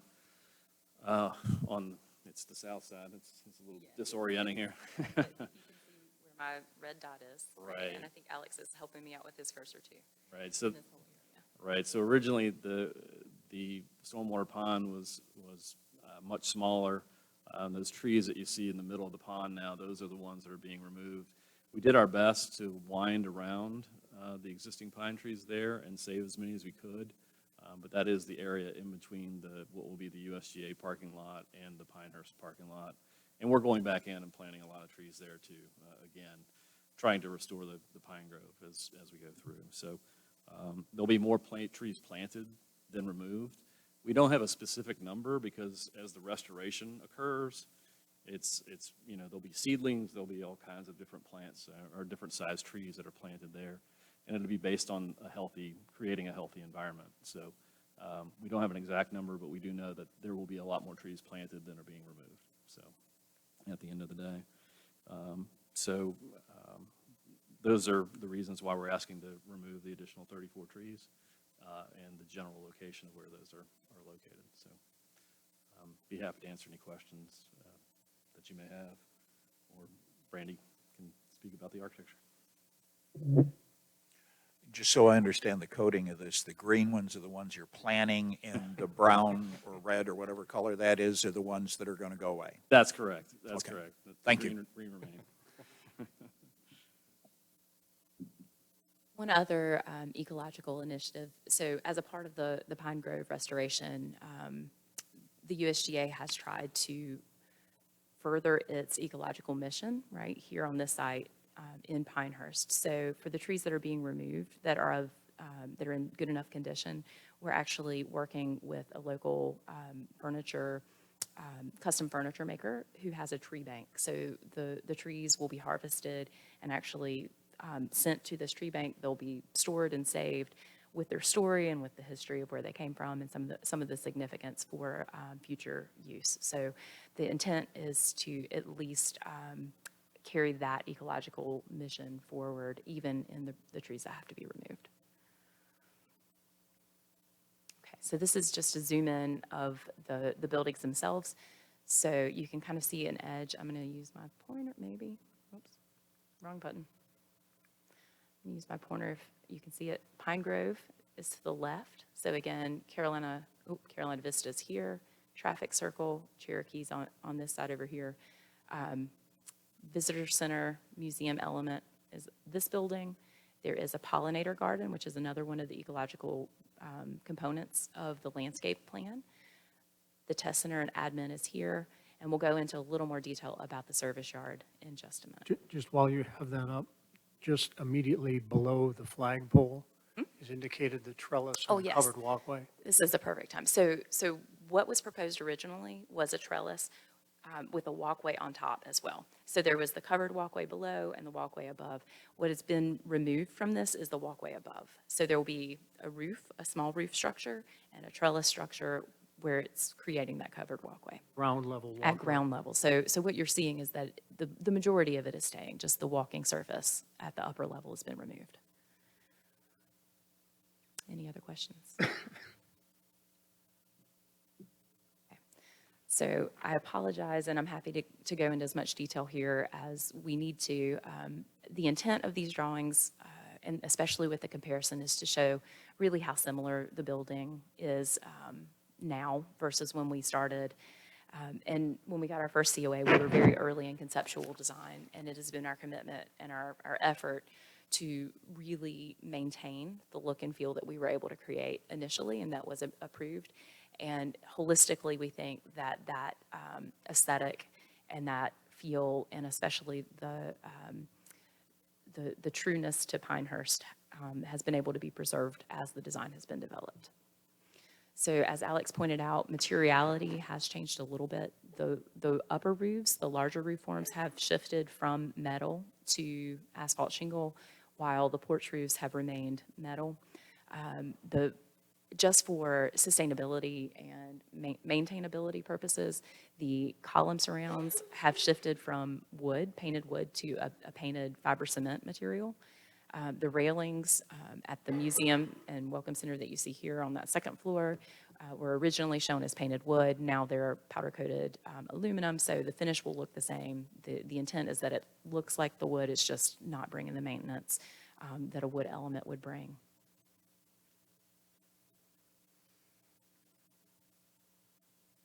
You can see, I'll show this a little larger later, but you can see here, these are a couple of those louver elements that we needed to introduce for the purpose of, there is a mechanical room stacked basically in this location that serves the whole building. I do have a question. Oh, sure. If you look at the top one, there is on the right, and I'm just going to use right or left of these Sure. drawings, on the right end of the building, a lowered piece that's it appears to be only 1 story high with nothing above it because you can see trees behind it. That has gone away and been replaced by the stacked louvers that you were talking about, the mechanical room? So it's a little more in-depth than that. So the building itself grew a little bit in that direction. And I think what you see in that upper level, Amy, I might need you to weigh in on what that was previously, because it's been a long enough time ago, I don't remember. So on the upper level, the facade was fairly flat, and part of, as we've worked through the design is looking at the massing. So again, we've still got that upper facade, and we've stepped back where the louvers are. You'll see later in the 3D views why we've done that to really, again, minimize the appearance. If you look in the bottom right corner, you can see sort of poking out, there is still that lower element that wraps that you see larger on the top. It's become a little bit smaller. When we get to I think the south elevation, you'll start to see it a little bit more. So the element is there. The proportion of it has just changed a little bit as the plans progressed. Okay. It changed the building when you changed the structure to it, so that's why I was asking. Just to interject, you can see the dimensions there from the previously approved and the proposed on the bottom there, where the building, just how much the building did expand toward your right there. Okay, I'm satisfied. I just was asking because it looked different. And around to the front of the building, again, the porch, the upper and the lower porches are largely the same. A lot of the architectural fenestration and articulation is also the same. Mainly what has changed is, again, just the materials that we noted and the entry door kind of sequence and window size and placement. But proportionally, they're still very similar now as they were proposed originally.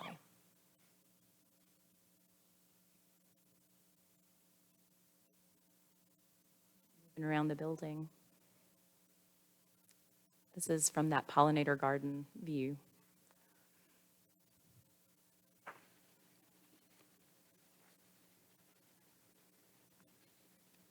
looking, I'm going to call it the back of the building, but looking from the parking lot side then to now.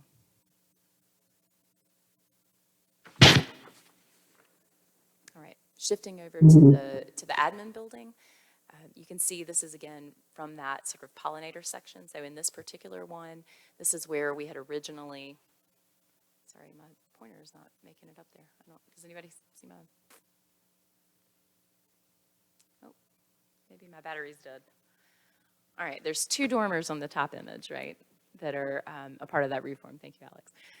And those 2 dormers have been removed in the lower image. So that was one of the changes. And again, you can see the fenestration of the windows are just laid out a little differently. And that was as the program developed on the inside of the building, some adjustments needed to be made to accommodate the spaces.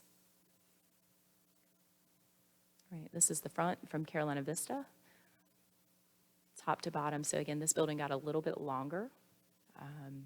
And you can also see, again, as Alex mentioned, the mechanical screening on the bottom left-hand side of that building. To my question earlier, if I may, the bottom shows the mechanical yard screening, the top doesn't. Can you tell me how long it used to be relative to what it is now? Sure. So I need to ask Alex to pull that up. I don't remember that off the top of my head. And one thing I will say is, it was just the way the elevation was cropped in the original submittal. I don't know that it was shown in that elevation, but I do recall the first submittal had a plan of the service yard, so we can refer back to that.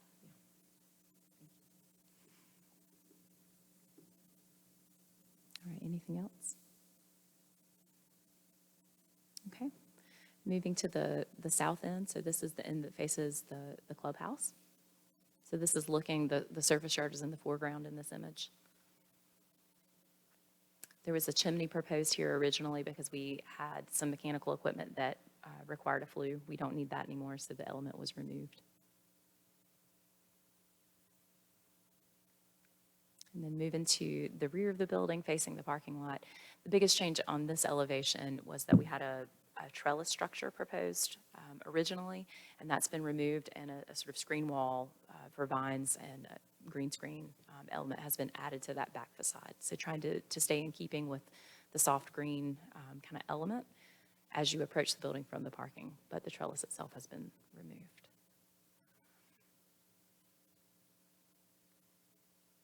Okay, so this is looking a little more carefully at the service yard. So again, the average height, and this is kind of plus or minus because grade changes as you move around the edges of the service yard, it's around 14 feet. So it fully screens even our tallest mechanical equipment. It's a pierced brick wall to allow airflow, and that's a reminiscent motif throughout the village that we wanted to pick up and celebrate here. The doors, the big gates for the service court are actually motorized and mechanically operated, so it'll be a lot easier to ensure that those remain closed, right? It's a pleasure to operate like we had promised. So the goal is that they stay closed almost all of the time, and only for deliveries or for trash pickup would they be opened. Thank you for that.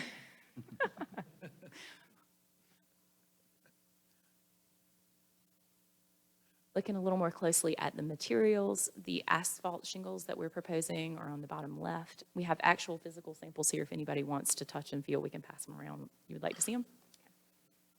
Asphalt.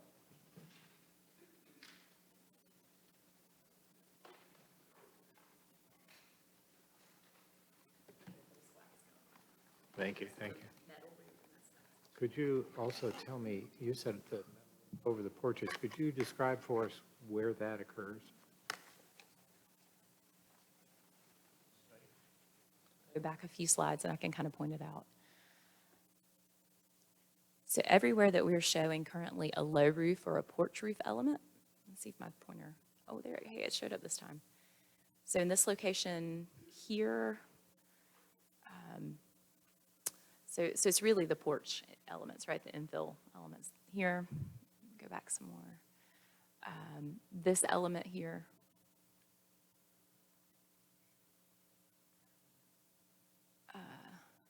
This element coming across here. So the whole porch element Above the first floor, just above. They're associated with the first floor level, that's right. So any roof, porch roof element at that first floor level will be that metal.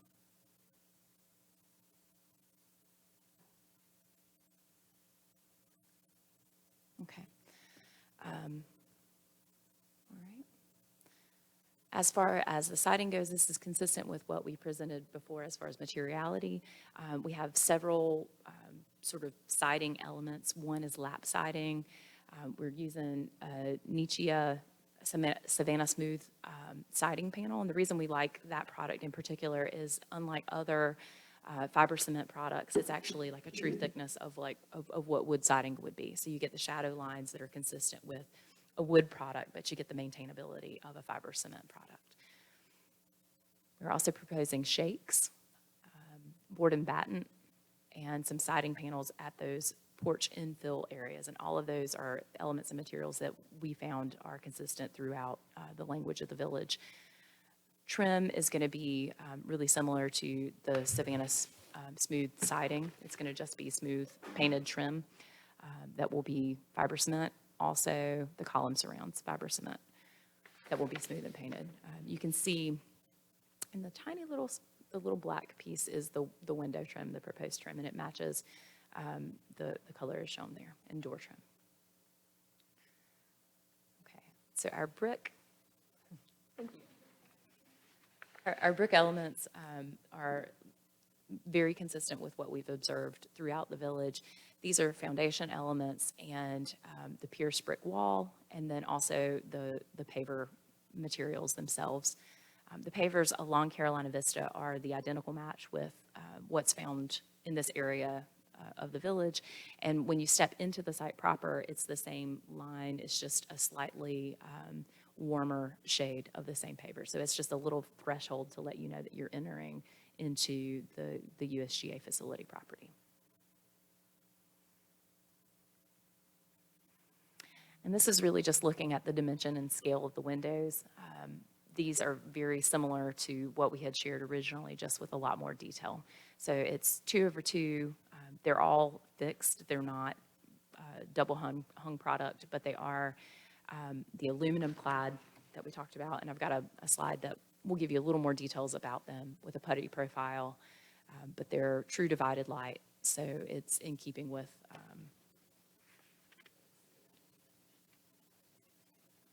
True divided line? simulated divided light. I'm sorry. Thank you. Good catch. We have a sample, a giant window sample, if you would like to see it. Okay. Part back there. It's really. Love show and tell. We brought it. We might as well show it, right?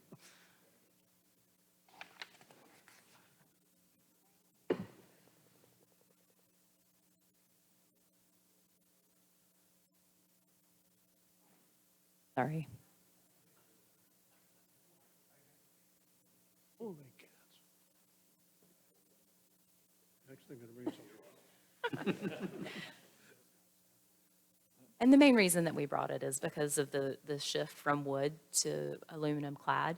This particular company is one that the Raleigh Historic Development Commission recommended to us many, many years ago, and ever since then we've used it because when they actually seam the joints, it's not a mitered piece of metal. That would not be how a wood window would be constructed. This is actually the metal itself following the style and rail pattern that you would find of a historic window. This is Sierra Pacific. So we have been very pleased with that product line. Thank you, Bob.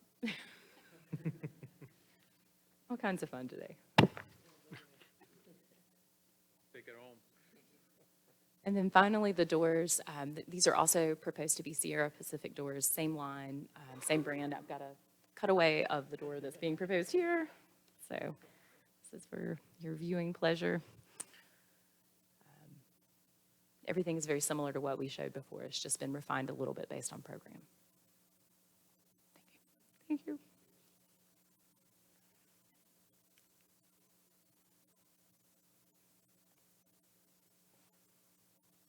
And all this detailed information, I hope, is in your packet. So if you have any questions, you can refer to it. Looking at the louvers, so this was a point of interest for us and the USGA. We wanted to make something that was not a detraction on this building because there's really no backside, right? You see this building, especially the museum and Welcome Center element from at least 3 sides from the primary right-of-way. So for the locations that the louvers are proposed, we have mimicked the size and scale of the windows. We are proposing to treat them as closely to windows in the sort of dimensional plane as possible. So a little bit unlike the image that you see here where the louvers are flush with the siding surface, ours will be set back like a window sash would be set back within the frame. We've added the sort of muntin profile within the louvers themselves to further break down the scale. So again, just trying to do everything that we can to make them relate to windows or even to be reminiscent of closed operable shutters, which would have been something consistent with what you would find in the village. A really good point there. I want to make sure I heard you right. On the illustration on the left, the muntins are not illustrated. That's correct. Yep. They will be there? They will be there. I don't know if you can see the actual little drawings there. You see the little muntin details. So this is what is in our bid documents. So the muntins will be included. This was just the best sort of representative image that we could pull that was starting to do some of the things we were hoping to accomplish.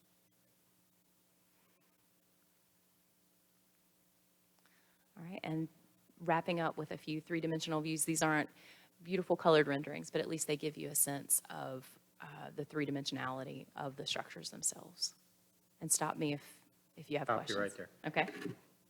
On the roof line and in the elevation drawings, particularly on the visitor center, there looks to be a change in roof slope, the main roof, which I can see in this drawing. Are we talking about the difference between here and here? Yes. When I see the elevations of the testing center, the horizontal line is there, but it doesn't look like there's a roof slope change. Believe there to be a roof slope change. Let's look at these elevations. Oh, well, maybe not. Amy, can you speak very clearly to that? So at the main roof of the test center, like you're seeing here, some of it I think is the angle's a little oblique, but there is a change in pitch at the eaves. So it happens at the exterior wall, and it's sort of that characteristic flared eave detail. Yeah, So I like that. main roof at both buildings. I guess what I'm looking at, for example, is your A3.5 or A3.6, the elevation drawings.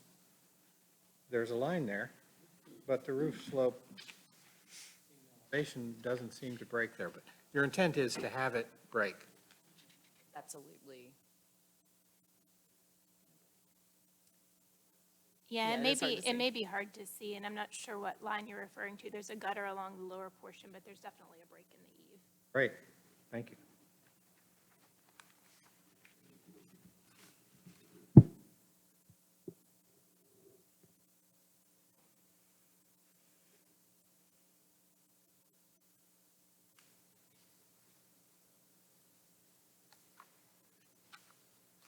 Thank you. So I'll go through these fairly quickly. It's, again, just images, 3 dimensions of what you've seen so far.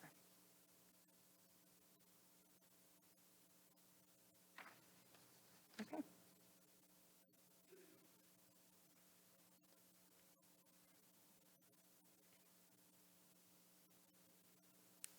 Any questions?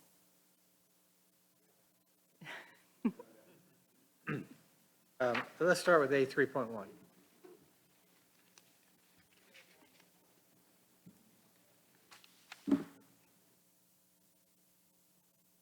Most of my concerns have to do with the loss of detail and to some extent the proportions of the windows. Overall, significant loss of detail, which I find to be unfortunate, might be a function of the program changing or the plan developing. Are but you, just so you'll know. also, let me ask, just so I understand the nature of the question. So when I, just visually and graphically, when I look at the two, the one at the top is rendered and the one at the bottom is more of just a line drawing. Is it possible that that's what, Find a good example.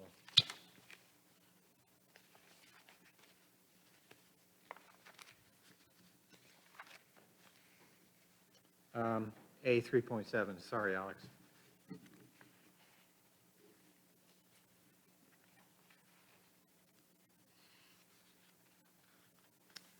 Bunch of windows disappeared, as an example. absolutely, yeah. So just, my overall impression is that it's similar, but not quite as rich as it once was. The change from metal roof to asphalt shingle is unfortunate, but I get it. It has to do with budget, I'm sure. Another concern I have is the size of the equipment yard. Looks to me like it's grown considerably, like maybe a 30-40% increase. It's facing Route 5, sitting up on the hillside like the Acropolis equipment yard. Anything you could do to minimize that? I understand there's only so much you can do. Yeah, there's a lot of grade coming up from Highway 5 there, and we're planting a buffer the whole way down that side of the property, so a lot of screening there. The other is the proportions of the windows.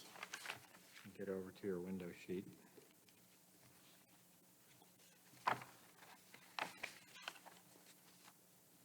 Your exhibit A 2.12.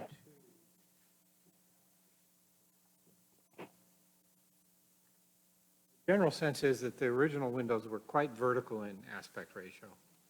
Looks great historically. Is much more in keeping with what would have been done back then. There are some windows, in particular your window W02, W03, W04, I guess all the top row, W01 through W04. The big windows, W04 less so, but certainly the other three, the big windows have lost that nice vertical look. In the original, the center window was actually two windows with a wide supporting member between the two sides, which I think was better than this. And none of this I will change my opinion of how I'm voting, but I'm giving you my feedback about what we've lost from the original. I'm a little confused about, on your, sorry, Alex, again, A 3.2. Which exhibit again, David? A 3.2. 3.2.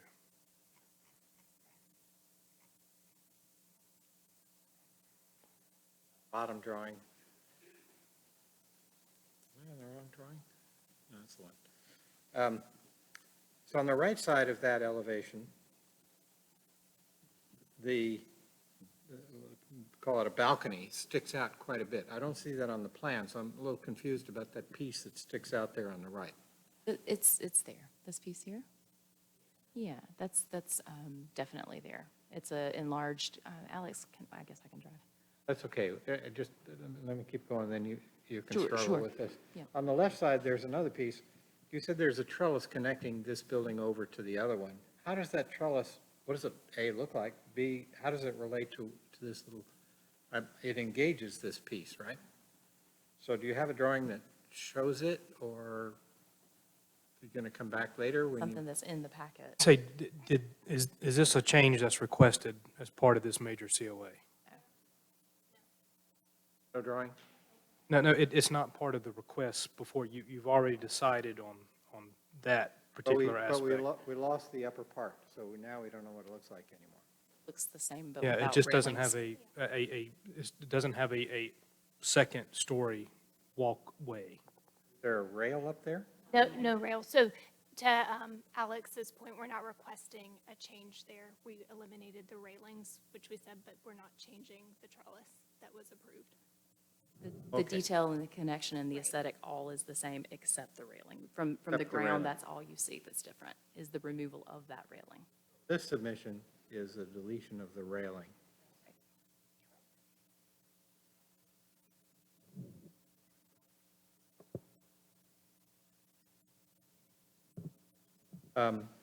This building is taller than the original by my estimate, a couple of feet.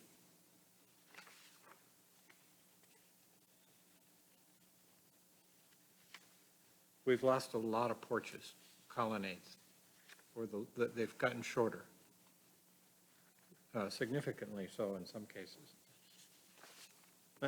No response, I'm just. Sure. Just I'm critique. in my head thinking, okay, where is this that we're talking about? But not because I need to. In my mind, the colonnades offer lots of,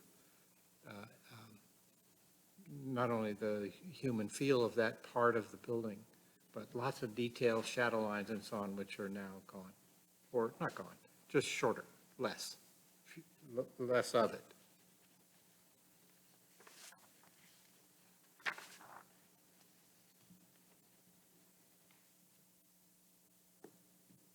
On the west side,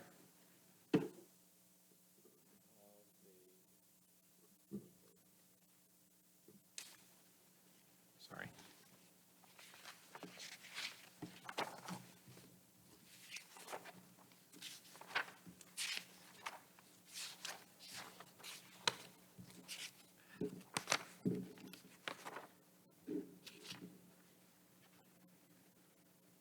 On the west side of the test center, you mentioned something about a green wall. Can you describe for us what that's about and where is it? Is it right up against the wall, or how does that work? Yeah, what we're planning there is, if you see in the plan, the elevation below, the goal is to provide an espaliered camellia across the entire, multiple espaliered camellias that will sit on the wall and be attached to the wall.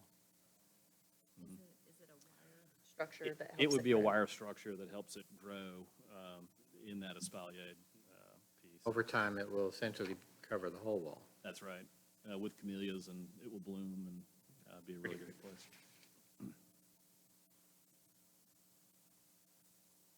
Lots of favors, sorry. You do.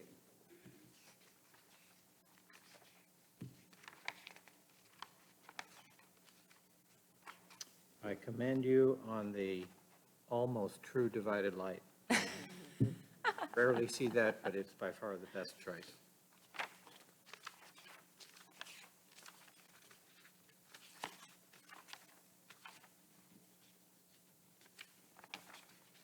think.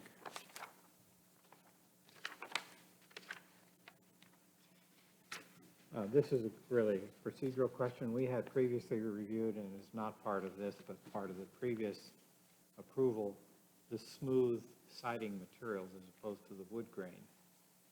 Is it, do we want to reconsider that? Can we reconsider that? It's already approved, water over the dam. Not part of the current request. Done, thank you. Thank you. Other questions? Yeah, I have a question. What is the square footage of each of the buildings? And is it's increased, I am assuming then? It has increased. I don't have the exact numbers right off. I wrote these down because I thought you may ask. So unlike the service yard, I can tell you exactly. Right. So the Visitor Center Museum is 18,165 square feet, and the Test Center admin is 28,295. And there has been an increase to both of those.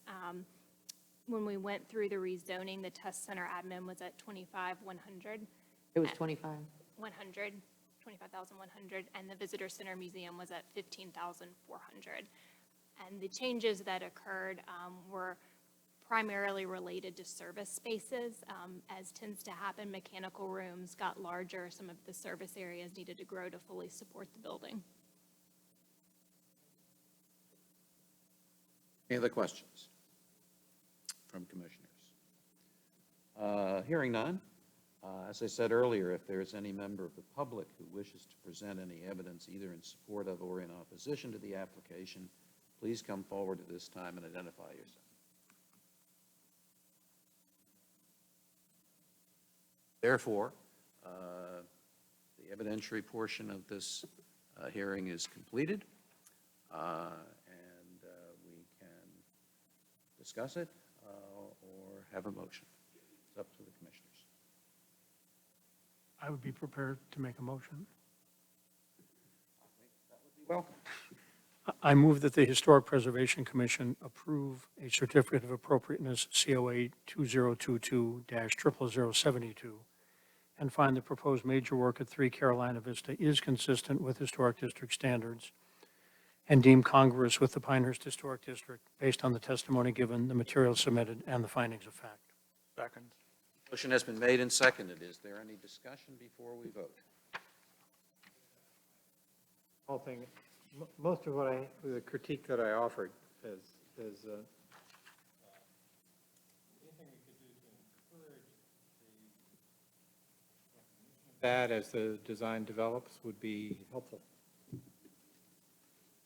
If I were saying something like that, it would be characterized as free legal advice, and I think you're offering the architectural advice, which ought to be warmly accepted. Send you the bill. Usually worth what you pay for it. If there's no further discussion, I will poll the commissioners. Tom? Yes. Eric, yes. John, yes. Yes. Yes. Yes. Congratulations, you have your certificate of appropriateness. So much. Thank you very much. Thank you very much. An excellent presentation. Great presentation. Take a break. Yes, why don't we take a 10-minute break? Okay, 10-minute break. And I'm staying.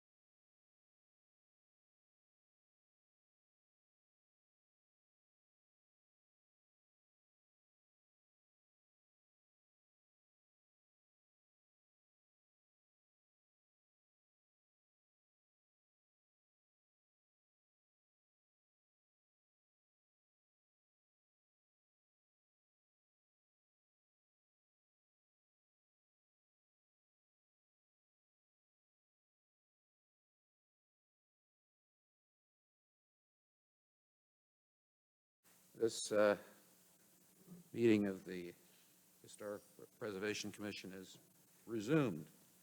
Our next case involves 30 Medland Road, COA 2022-00073. Is the applicant present?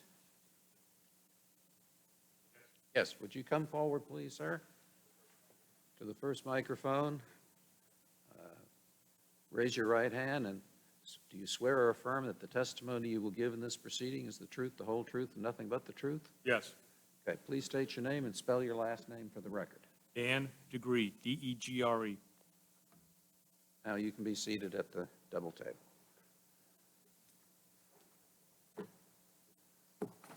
Alex, will you please present the case? Yes, sir. The purpose of this public hearing is to consider a request for a major COA within the Historic District for modifications to a previously approved COA 2021-00051, and this was for the construction of a new single-family dwelling at 30 Medland Road. These proposed modifications to that previously issued COA include changes to the driveway, front door, window style, and siding on a rear elevation, as well as the removal and addition of windows and the addition of an entry door. Again, at 30 Medland Road, property owners are Nelda and William Hufstetler, and the applicant again is Mr. Dan Degree with Step 1 Design. So the change to the driveway is from a single driveway to a circular driveway, which are prevalent in the Historic District. The material's bluestone.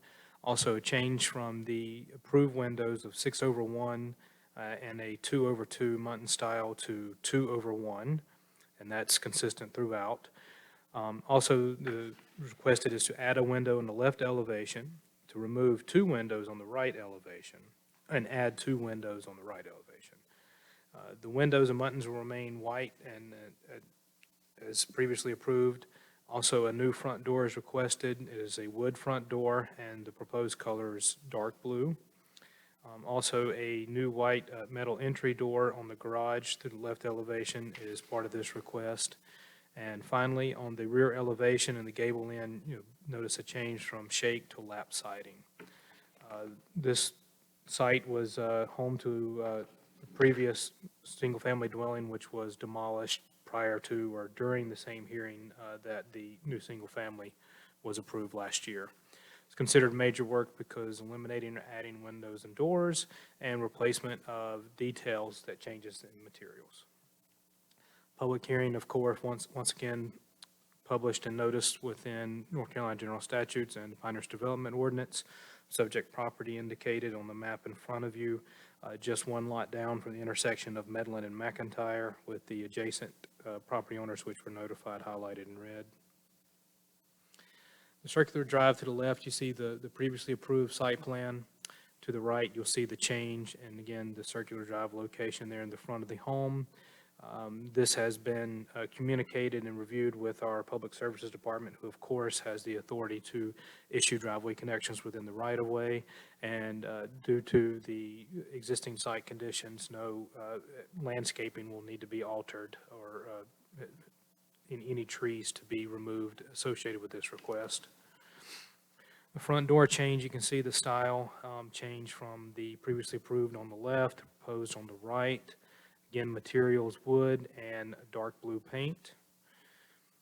The windows and siding material and change, I apologize if it seems like there might be a little bit more going on. The previously approved on the left, in regards to my colors and arrows and circles here.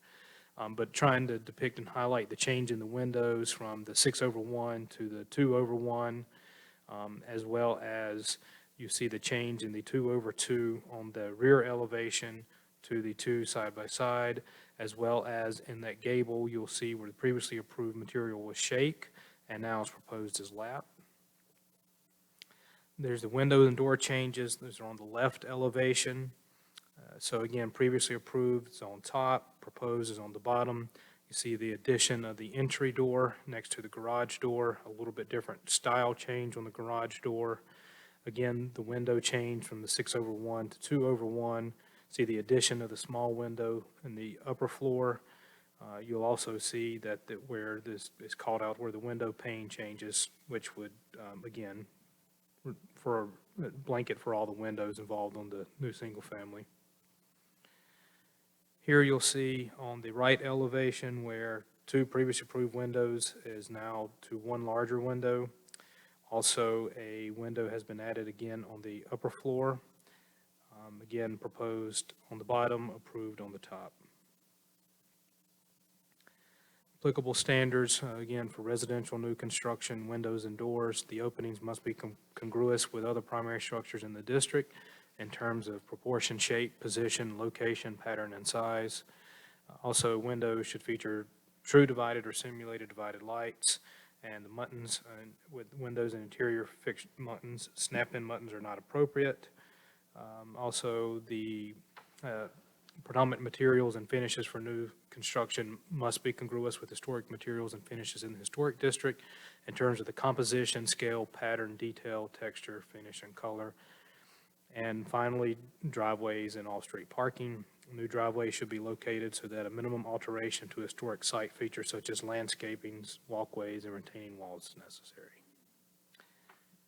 To conclude with staff comments, the change in the siding material as well as the windows and doors would need to be deemed congruous by the commission in terms of the proportion, shape, position, location, pattern, texture was also one, and size with other primary structures in the district.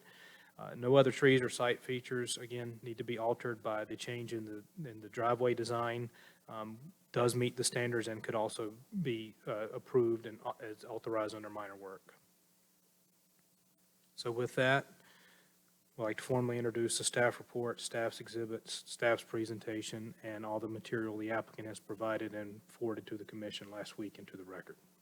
Without objection, the materials referred to by Mr. Cameron are admitted into the record. Do commissioners have any questions? Yes. I have a couple questions. The color of the door that we approved. Dan, do you recall? No, because that was long before I had anything to do with this project.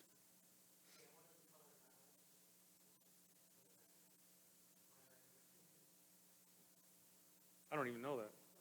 No. This house was approved by the homeowner a year ago. And when he asked me to build a house, I did a red line set of the plans, and I realized that there were some real problems with the plans. So I told him if I was going to build the house, we were going to redraw it and make sure that this thing was buildable. As a result of that, certain things sort of changed along the way. His wife said, I really didn't want that front door. We'd like to use a different door. I made some suggestions on windows. We added a couple of windows upstairs in bathrooms that didn't have any natural light or ventilation. So the changes that we made were subtle. Our desire was not to redesign the house, but just to fix it and make it buildable. So anything that was approved prior to me coming on board,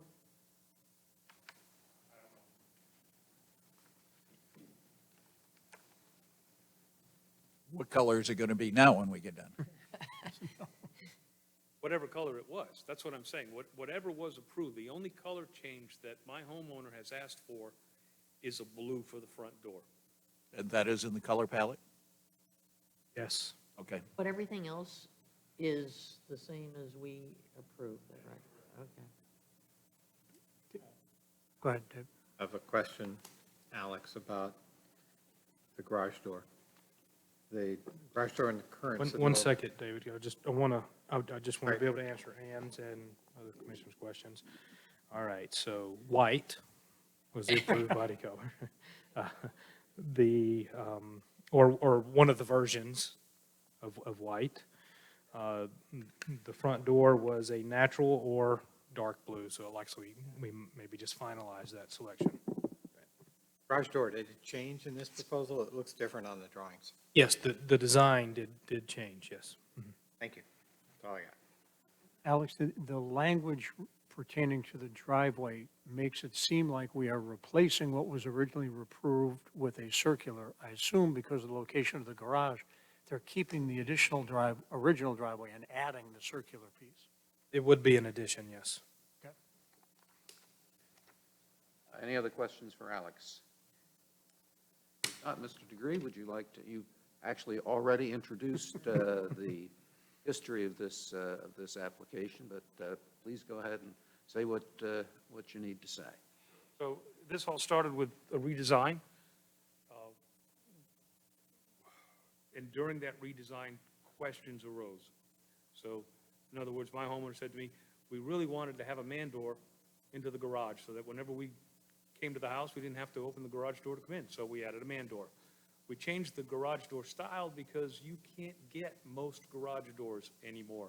We're actually ordering our garage doors the day we sign contracts. Our garage doors, our exterior doors, our windows, everything's being ordered on day one. Some garage doors are so far out right now for availability that the houses that we're building are finished and we don't have garage doors.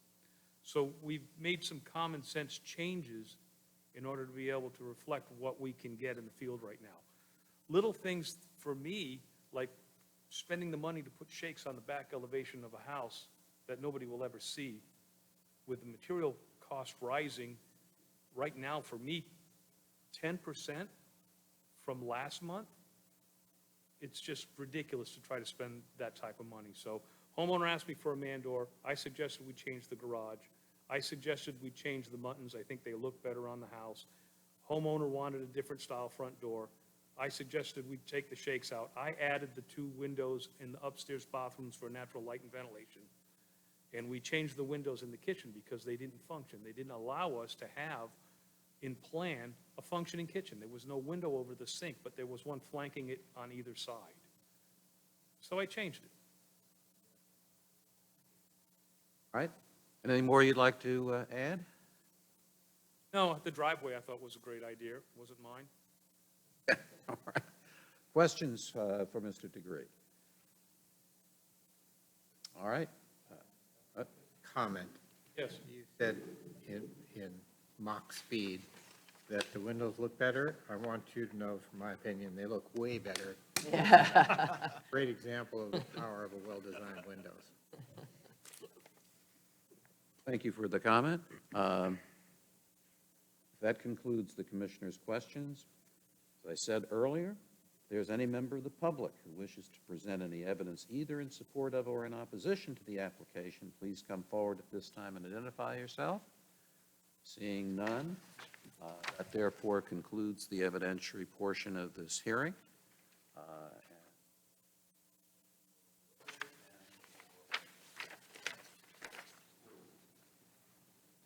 I'll make a motion. I'm ready to do that. Go ahead. I move that the Historic Preservation Commission approve a certificate of appropriateness, COA-2022-0073, and find the proposed major work at 30 Medlin is consistent with the Historic District standards and is deemed congruous with the Pinehurst Historic District based on the testimony given, the material submitted, and the findings of fact. Second. Has been made and seconded. Is there any discussion? Hearing none, I'll poll the commissioners. Tom? Yes. Eric? Yes? John, yes. Yes. Yes. Yes.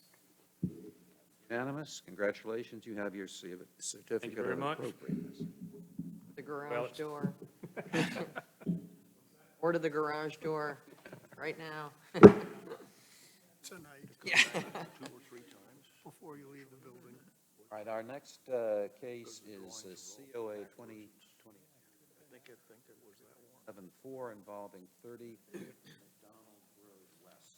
Is the applicant here? The applicant is here. Would you please raise your right hand? Do you swear or affirm that the testimony you will give in this proceeding is the truth, the whole truth, and nothing but the truth? I do.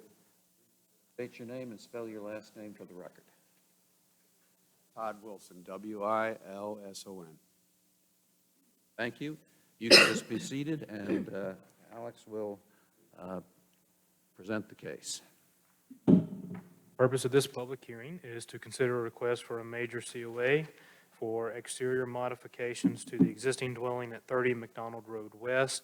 These modifications consist of an addition to the primary dwelling, roof replacement, painting, and refurbishment of the existing windows. Again, subject property is 30 McDonald Road West. Parcel ID is 000018847. Applicant, Mr. Todd Wilson of Bluefin Construction Services, and the property owners, John Gerald and Elise Bree. The addition is approximately 12 and a half feet by 22 and a half feet and is proposed on the right side of the existing home. The existing home, we'll be able to see from an aerial in a little bit, isn't quite situated just in line with the front lot line. It's a little askew. Materials are proposed to match those of the existing home. The roof replacement is in kind with a very slight color change, like a black to a more deeper charcoal black. The painting of the exterior brick of the home is proposed with a change with the existing white painted brick to what is named Stormed, which is a dark gray. The trim color is from white to a soft white. The doors and shutters are proposed to be painted as well, get a fresh coat of paint with wrought iron, which is similar to black in color. It's a soft muted black. The windows are proposed to be refurbished with no change in size, material, or style. The existing sliding doors at the rear of the home are replaced with the white vinyl or aluminum product. There is a door that is being removed along that's the side on the garage on the front elevation, and the existing garage doors are also proposed to be replaced with this request. It is before this commission because additions are not considered minor work, eliminating or adding windows and doors, and minor work items not approved by the village planner, namely the painting. Again, the public hearing has been duly noticed. You can kind of see the subject property there.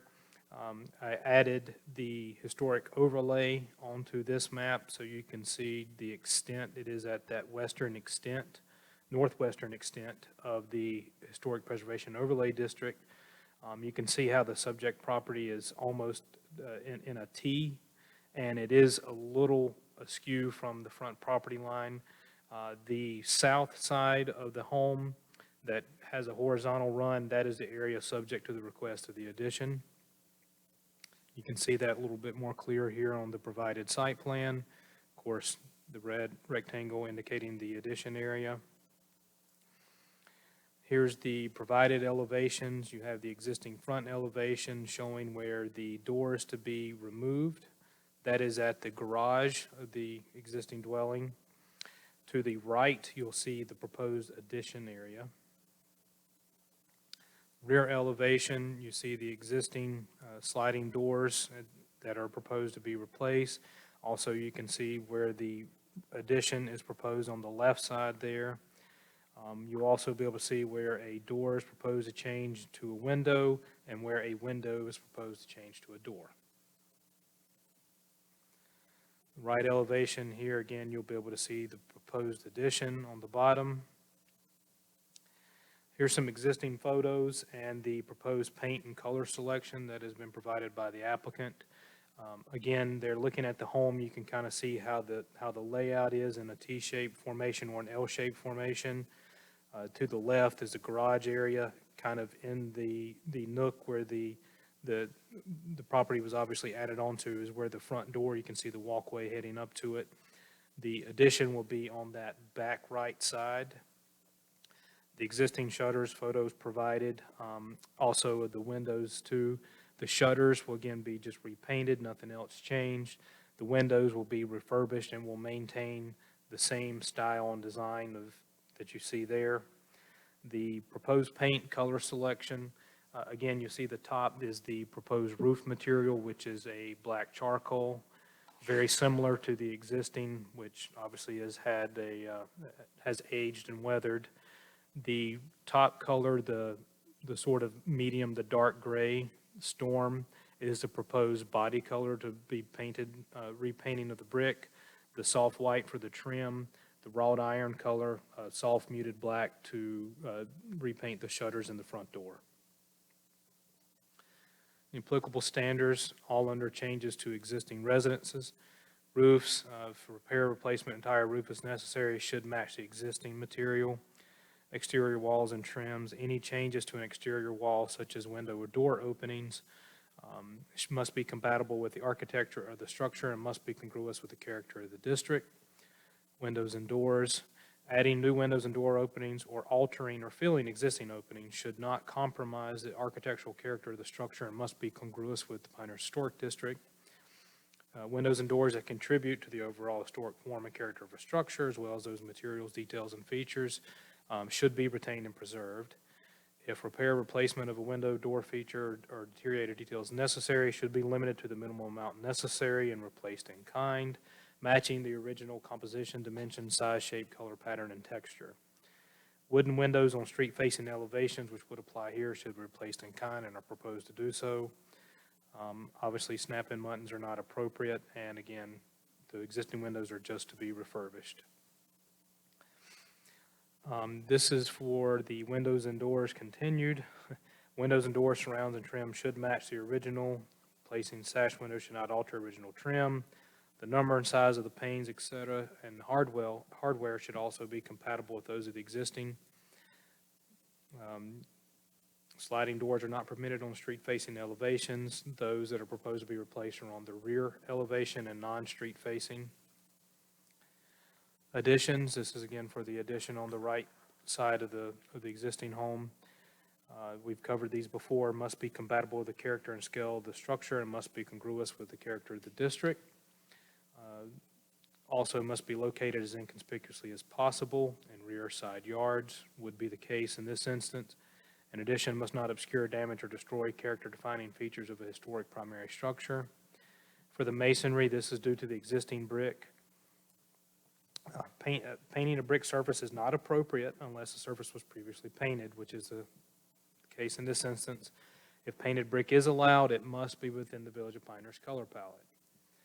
Paint and stain colors for exterior walls and other elements must be compatible with the architectural character of the structure and must be congruous with the district, and again, must be in the Pinehurst color palette. This is where it separates the difference between the trim and the body colors and saying darker colors are recommended for trim and access only, not how dark, darker.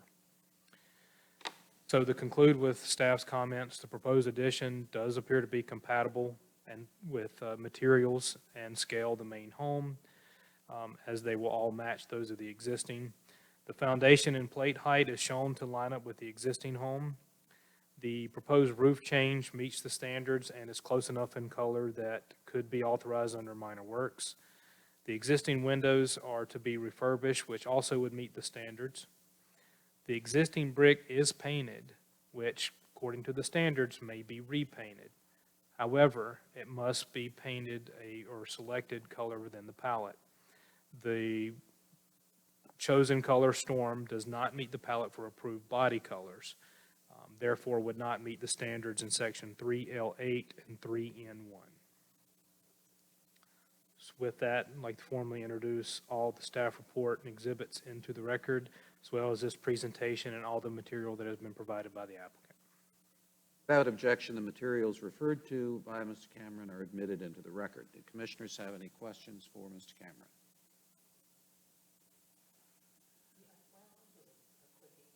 Is there a color in our palette that is close to Storm?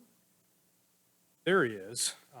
I believe the applicants are ready to address that, and maybe with something a little bit better than what would translate from screen resolution to what other type of device you want to look at. This is Storm, and then this is Platinum Gray, which is approved. So it's really, really, really close. Okay, we're going to come back to that. Anything more for? What are you holding up, by the way? I'm sorry? What is that you're holding up? This is actually just backer board that I painted this afternoon, just to give you the representation. Okay, and is Storm a certain paint company? No, actually, the client picked, and for whatever reason, they kind of wanted this. But I really, this is just a hair lighter than this. So it's just one of those scenarios. They're prepared to say, if you would like the Platinum Gray, we'll just go with the Platinum Gray. So it's really your decision, not ours. But Any further questions for Alex before we go to Mr. Wilson? Okay, Mr. Wilson, you've already addressed at least an issue that I was concerned about. And I take it the record is now clear that given that we have a requirement that the color, body color be from our approved color palette, you have identified a color that is platinum, did you say? Platinum gray. Yeah. Platinum gray, that is within our color palette, is acceptable to the owner, and that therefore, if we say that in order to approve your application, it has to be changed from storm to platinum gray? Yeah. Platinum gray, that's acceptable? Yeah. All right. As far as I'm concerned, since this is a serious, I mean, if you were here at the beginning of the hearing, you saw an application that came up last month. They had to come back a month later because they had to change to a color that was within Right. color palette. We may be idiots insisting that our rules should be followed, but that's what we do. Sure. So, therefore, let the record show that the application has been so amended. Questions for the applicant? Do you have anything else to say in advance? Yeah, do you have anything else to say? Not in particular outside of the specification on the windows, like the previous gentleman. It's been a difficult time as far as getting materials, et cetera, same scenario. But the style, we have a Pella window that we've selected that's a aluminum clad, white, same color, same number of awning panes. But I just wanted to make sure that that was sort of a moving target based upon schedules as well. So it's essentially the same material, same, but just different manufacturers. So the submittal that we had submitted, I just want to make sure that there's not going to be a glitch at some point, down the road and say, hey, look, this is not a Marvin window, it's a Pella, but similar, and exactly the same as far as dimensionally, size, number of awnings, et cetera, et cetera. I don't think our approvals are conditioned on a manufacturer. No. Okay, And, okay. I mean, the fact of the matter is that when the work is, obviously, if in the course of the project, you see Yeah. that there's a material change that you have to make for one reason or another. Right. Not a change in manufacturing, Yeah. but some significant design change, you're probably going to have to come back to us to have that change approved. Yeah. Aside from that, when you complete the job, Alex, or possibly his grandson, who knows how long it's going to take to get these things done, is going to inspect the project and make sure it was built in accordance with what we approved. Right, okay. And if he finds that there's something that's been done that wasn't Yeah. approved, then you're going to have to come back and get that change. Yeah. But to make your life easier, and probably Alex, just, you guys are going to keep in communication anyway, probably, We right? have, So- and, Yeah. and Yeah. you have our contact with myself and Yep. Kim, so Right. just, You don't want to have to take something down. No, and That I would be- certainly don't want to pay for the windows again, so. Any other, are you through with your presentation? Oh, yeah. Okay. Any other questions for Mr. Wilson? Questions? One of my favorite subjects, shutters. Yeah. Looks to me, driving by your house, there's shutters on all the existing windows. It's actually my client's house, yeah, I'm not. Client's house, yeah. So am I right to presume you plan on putting shutters on the new windows? The owner, for whatever reason, did not. In fact, that was one of my questions, to keep everything similar. Well, I I'm guess not if- exactly sure why they did not want to put them on, at least the front of the house, on those two windows, considering you have shutters on the balance of the house. I'm about to offer a reason why she made a good choice. On the right side, the right window, the right side, there's no room there for a shutter. Okay. On the other one, similarly, on the inside corner, there's no room for a shutter. Right. I think your answer, no, you're not putting shutters on the new windows, is a good decision. Right, okay. We would have had to move the windows. Other questions? Hearing none. As I said earlier, if there is any member of the public who wishes to present any evidence either in support of or in opposition to this application, please come forward at this time and identify yourself. Seeing none. Therefore, the evidentiary portion of this hearing is closed, and the members of the commission may deliberate and/or consider a motion. Just for clarification before a motion is made, the applicant provided a color and to show how similar the storm is to platinum gray. The request is for storm, and is that what the HPC is going to consider? Because the applicant stated that the owner is willing to go platinum gray if not storm. So just want to make sure, if we can make sure that's clear, if there's a Yeah, motion made. I want to make that clear, at least as far as I'm concerned. This application has to be amended to substitute platinum gray for storm, or I won't vote for it now. I'm only one vote out I of agree. 7. But I think, To make a motion that it does just that. all right, very well. I move that the Historic Preservation Commission approve a certificate of appropriateness and find the proposed major work at 30 McDonald Road West is not consistent with the Historic District standards, but is deemed congruous with the Pinehurst Historic District based on the testimony given, the material submitted, and the findings of fact. Listing conditions. Color will be platinum gray in lieu of, what was the other one? Storm. Made a second? Second. Second. Motion's made and seconded. Any discussion? Hearing none, I will poll the commissioners. Tom? Yes. Eric, yes? John, yes? Yes. Yes. Yes. Congratulations, you have your certificate of appropriateness. Thank you very much. Slightly different color. Be a simple call for me, that's for sure. Alex, minor point of order while we get to the last case. You marked this as contributing, built in 1965. I thought 47 or 8 was the cutoff for contributing. I don't think we consider that. I was just curious.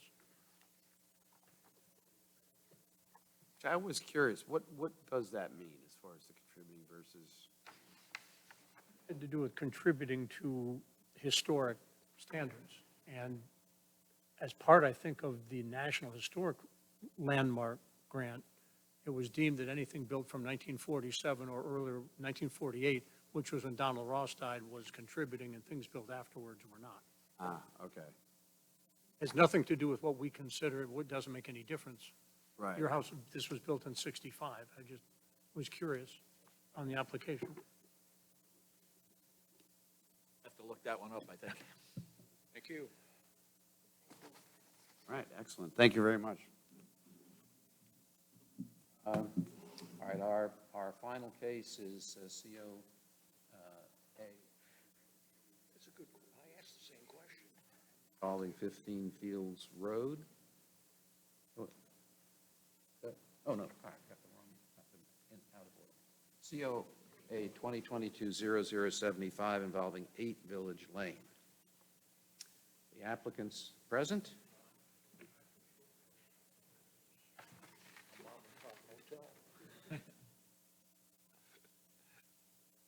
A different question. To both raise your right You think it's hands. a question of the build time? Swear or affirm the testimony you will give in this proceeding is the truth, the whole truth, That's and as good nothing an but the truth. explanation as I've ever heard. Thank you. Please state your names and spell your last name for the record. Courtney Emch, last name's E-M-C-H. Wayne Haddock, H-A-D-D-O-C-K.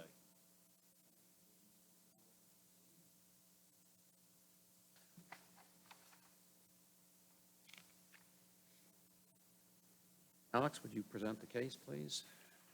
Yes, sir. Last case of the evening is a public hearing request for a major COA within Historic District to enclose an existing rear patio area, as well as the inclusion of steps to the left side of the home, addressed as 8 Village Lane, parcel ID 00015 879, applicant Pinehurst Homes, Inc., and the owners Sharon Day. Again, there's a rear patio area that is like a little alcove or nook, if you will, in the rear of the existing structure that is requested to be enclosed so that it can be converted into a pantry. The foundation is proposed to be brought up to match that on the existing flanking elevations. Materials and color will also match. The proposed steps are requested to provide access to a basement area on the left side of the home. And of course, the brick will match that of the existing patio area that is just in front of that area, which also, according to the applicant and also observed by myself with a field visit, has some runoff and drainage issues that is mainly contributed by the cul-de-sac of Village Lane and the impervious surface there from the streets onto the hardscape on the property, and there's going to be some drainage work that's going to also be able to be done and alleviated by that. The property is about just a little over a third of an acre in size, was built in 1997, and also, as we'll see in the aerial, the rear of the home and the area subject to this request does face Cadell Road. It's considered major work because it is considered an addition, and also there will be windows that would need to be eliminated as part of this request. Of course, the public hearing was duly noticed in accordance with North Carolina General Statutes. Subject property identified there with the 8 and the hatched, and you can see where the rear of the structure faces Cadell. The existing photo on the left indicates the area is proposed to be enclosed, and then, of course, a sketched rendering of what it would look like if this request is approved. Again, this is looking from Cadell Road. Materials color to match, foundation to be brought up to match in line with the flanking left and right elevations.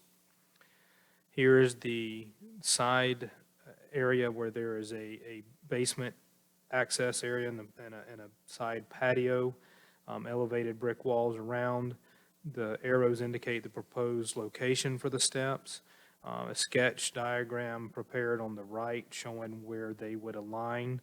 The steps that are, if you look at the picture on the far right, just to the bottom and left of the circled area are the existing steps that are coming from the patio near the driveway access, which is the area subject to a lot of the runoff. Applicable standards with this request: changes to windows and doors of existing residences. Any filling openings of existing windows or doors must be congruous with the structure and the historic district. Windows and doors that contribute to the overall historic form and character of a structure, as well as those materials, details, and features, should be retained and preserved. Windows and doors that contribute to the overall historic form and character of a structure, as well as the materials, features, and windows and doors that contribute to the character of structure, should be retained and preserved. Additions must be compatible with the character and scale of the primary structure and must be congruous with the district. Foundation height of addition should align with the primary structure.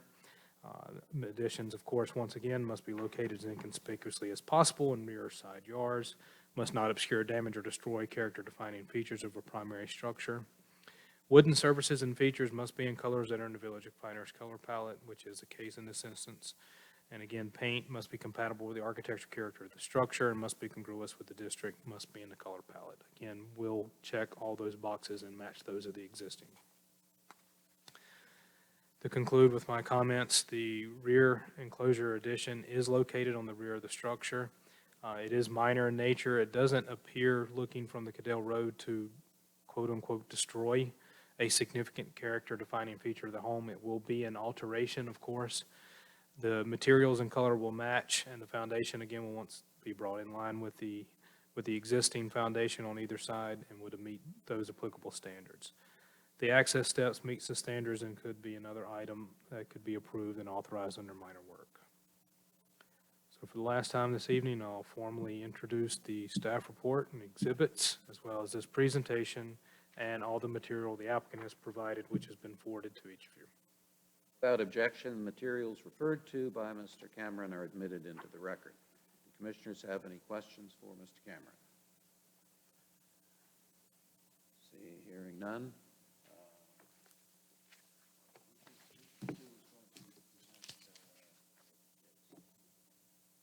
Bench?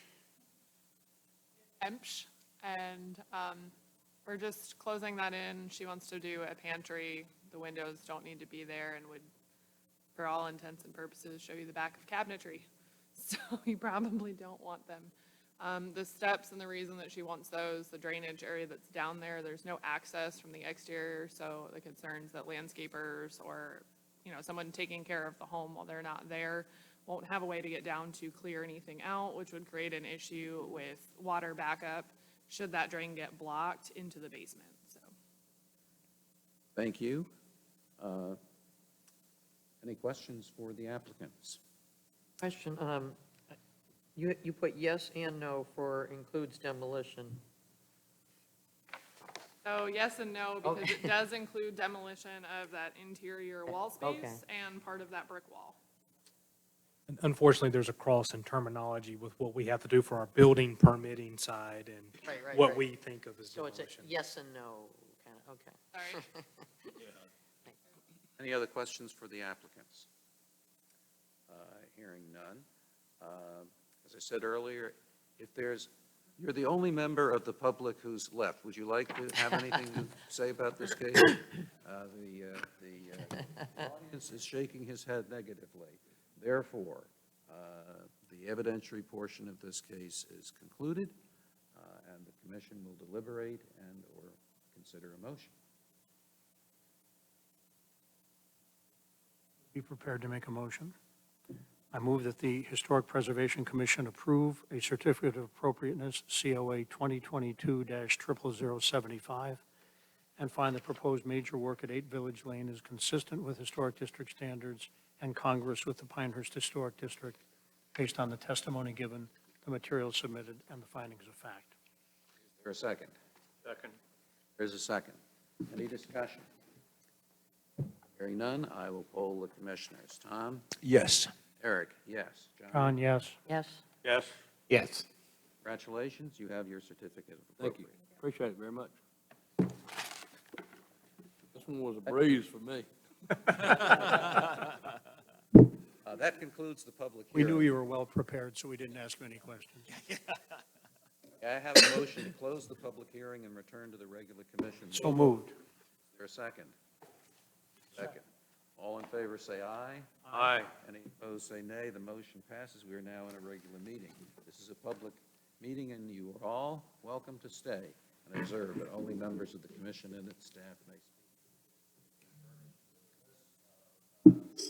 Minor work staff approvals.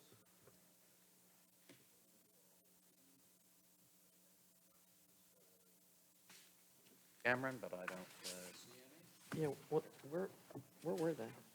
Did I miss them? Oh. There's a fence and Oh, okay. something else. Is there any other business Your to come fence? before the commission this evening? Okay, I'm kidding. If not, may I have a motion to adjourn? So moved. Is there a Can I second? have a work session? Yeah. Apologies again for that. I communicated to Eric last week, I believe it was. You know, I know Richard's not able to be with us this evening, but I would be willing to do whatever I can in the next couple of weeks, potentially, to set something up with us, whether it be in a special meeting or not. Senior leaders and the council are going to begin at, which already have in earnest this week, some work on the SOP or the budget. So we might have to duck around and dodge for meeting space, but I think it's something we can certainly do. I don't know if we're prepared to schedule that this evening or if it's something we can poll via email or not. We also do have the volunteer luncheon coming up soon. So if you guys can, we would love to have you, and please RSVP if you haven't. So middle of April sometime. I know that's getting into spring break. I don't have any time away scheduled. Of course, we have the Good Friday observed holiday. I have a potential conflict on the 28th. I think I will make the meeting, but I would not be able to do a work session earlier on that afternoon, but have general flexibility in April.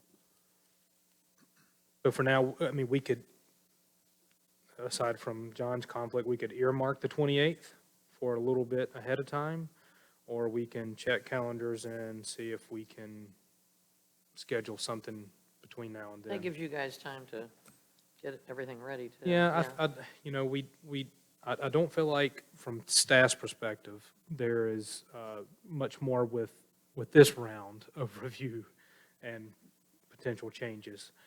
There's a couple of tweaks to do. You know, we'd kind of, for one example, fences. We kind of put that, you know, we worked through that. I did realize, I think it might be worth us discussing treating commercial fences maybe a little bit differently than residential fences as far as height and location, or if it's just for screening purposes for dumpsters or otherwise. But just keep that in mind. The rest of it, we were working a little bit on the material changes and the door and window openings or changes.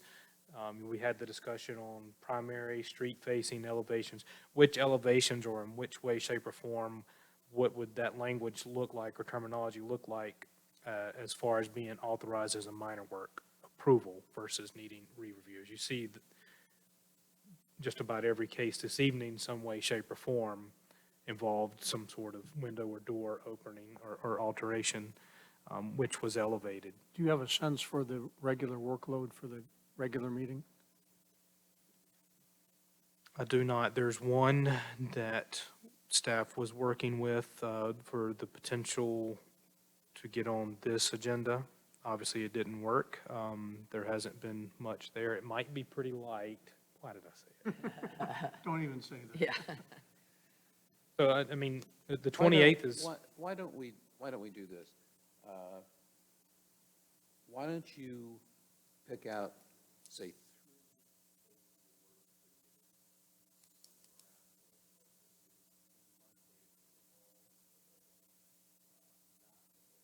It'd be any time of day, right? I mean, sure. Depending upon the date, yeah. and depending on the availability of a room. All right, I think that's settled. Now, we had a motion to adjourn, which was made, but was not yet seconded. Second. Seconded. Is there any debate? Hearing none? All in favor, say aye. Aye. Aye. Adjourned.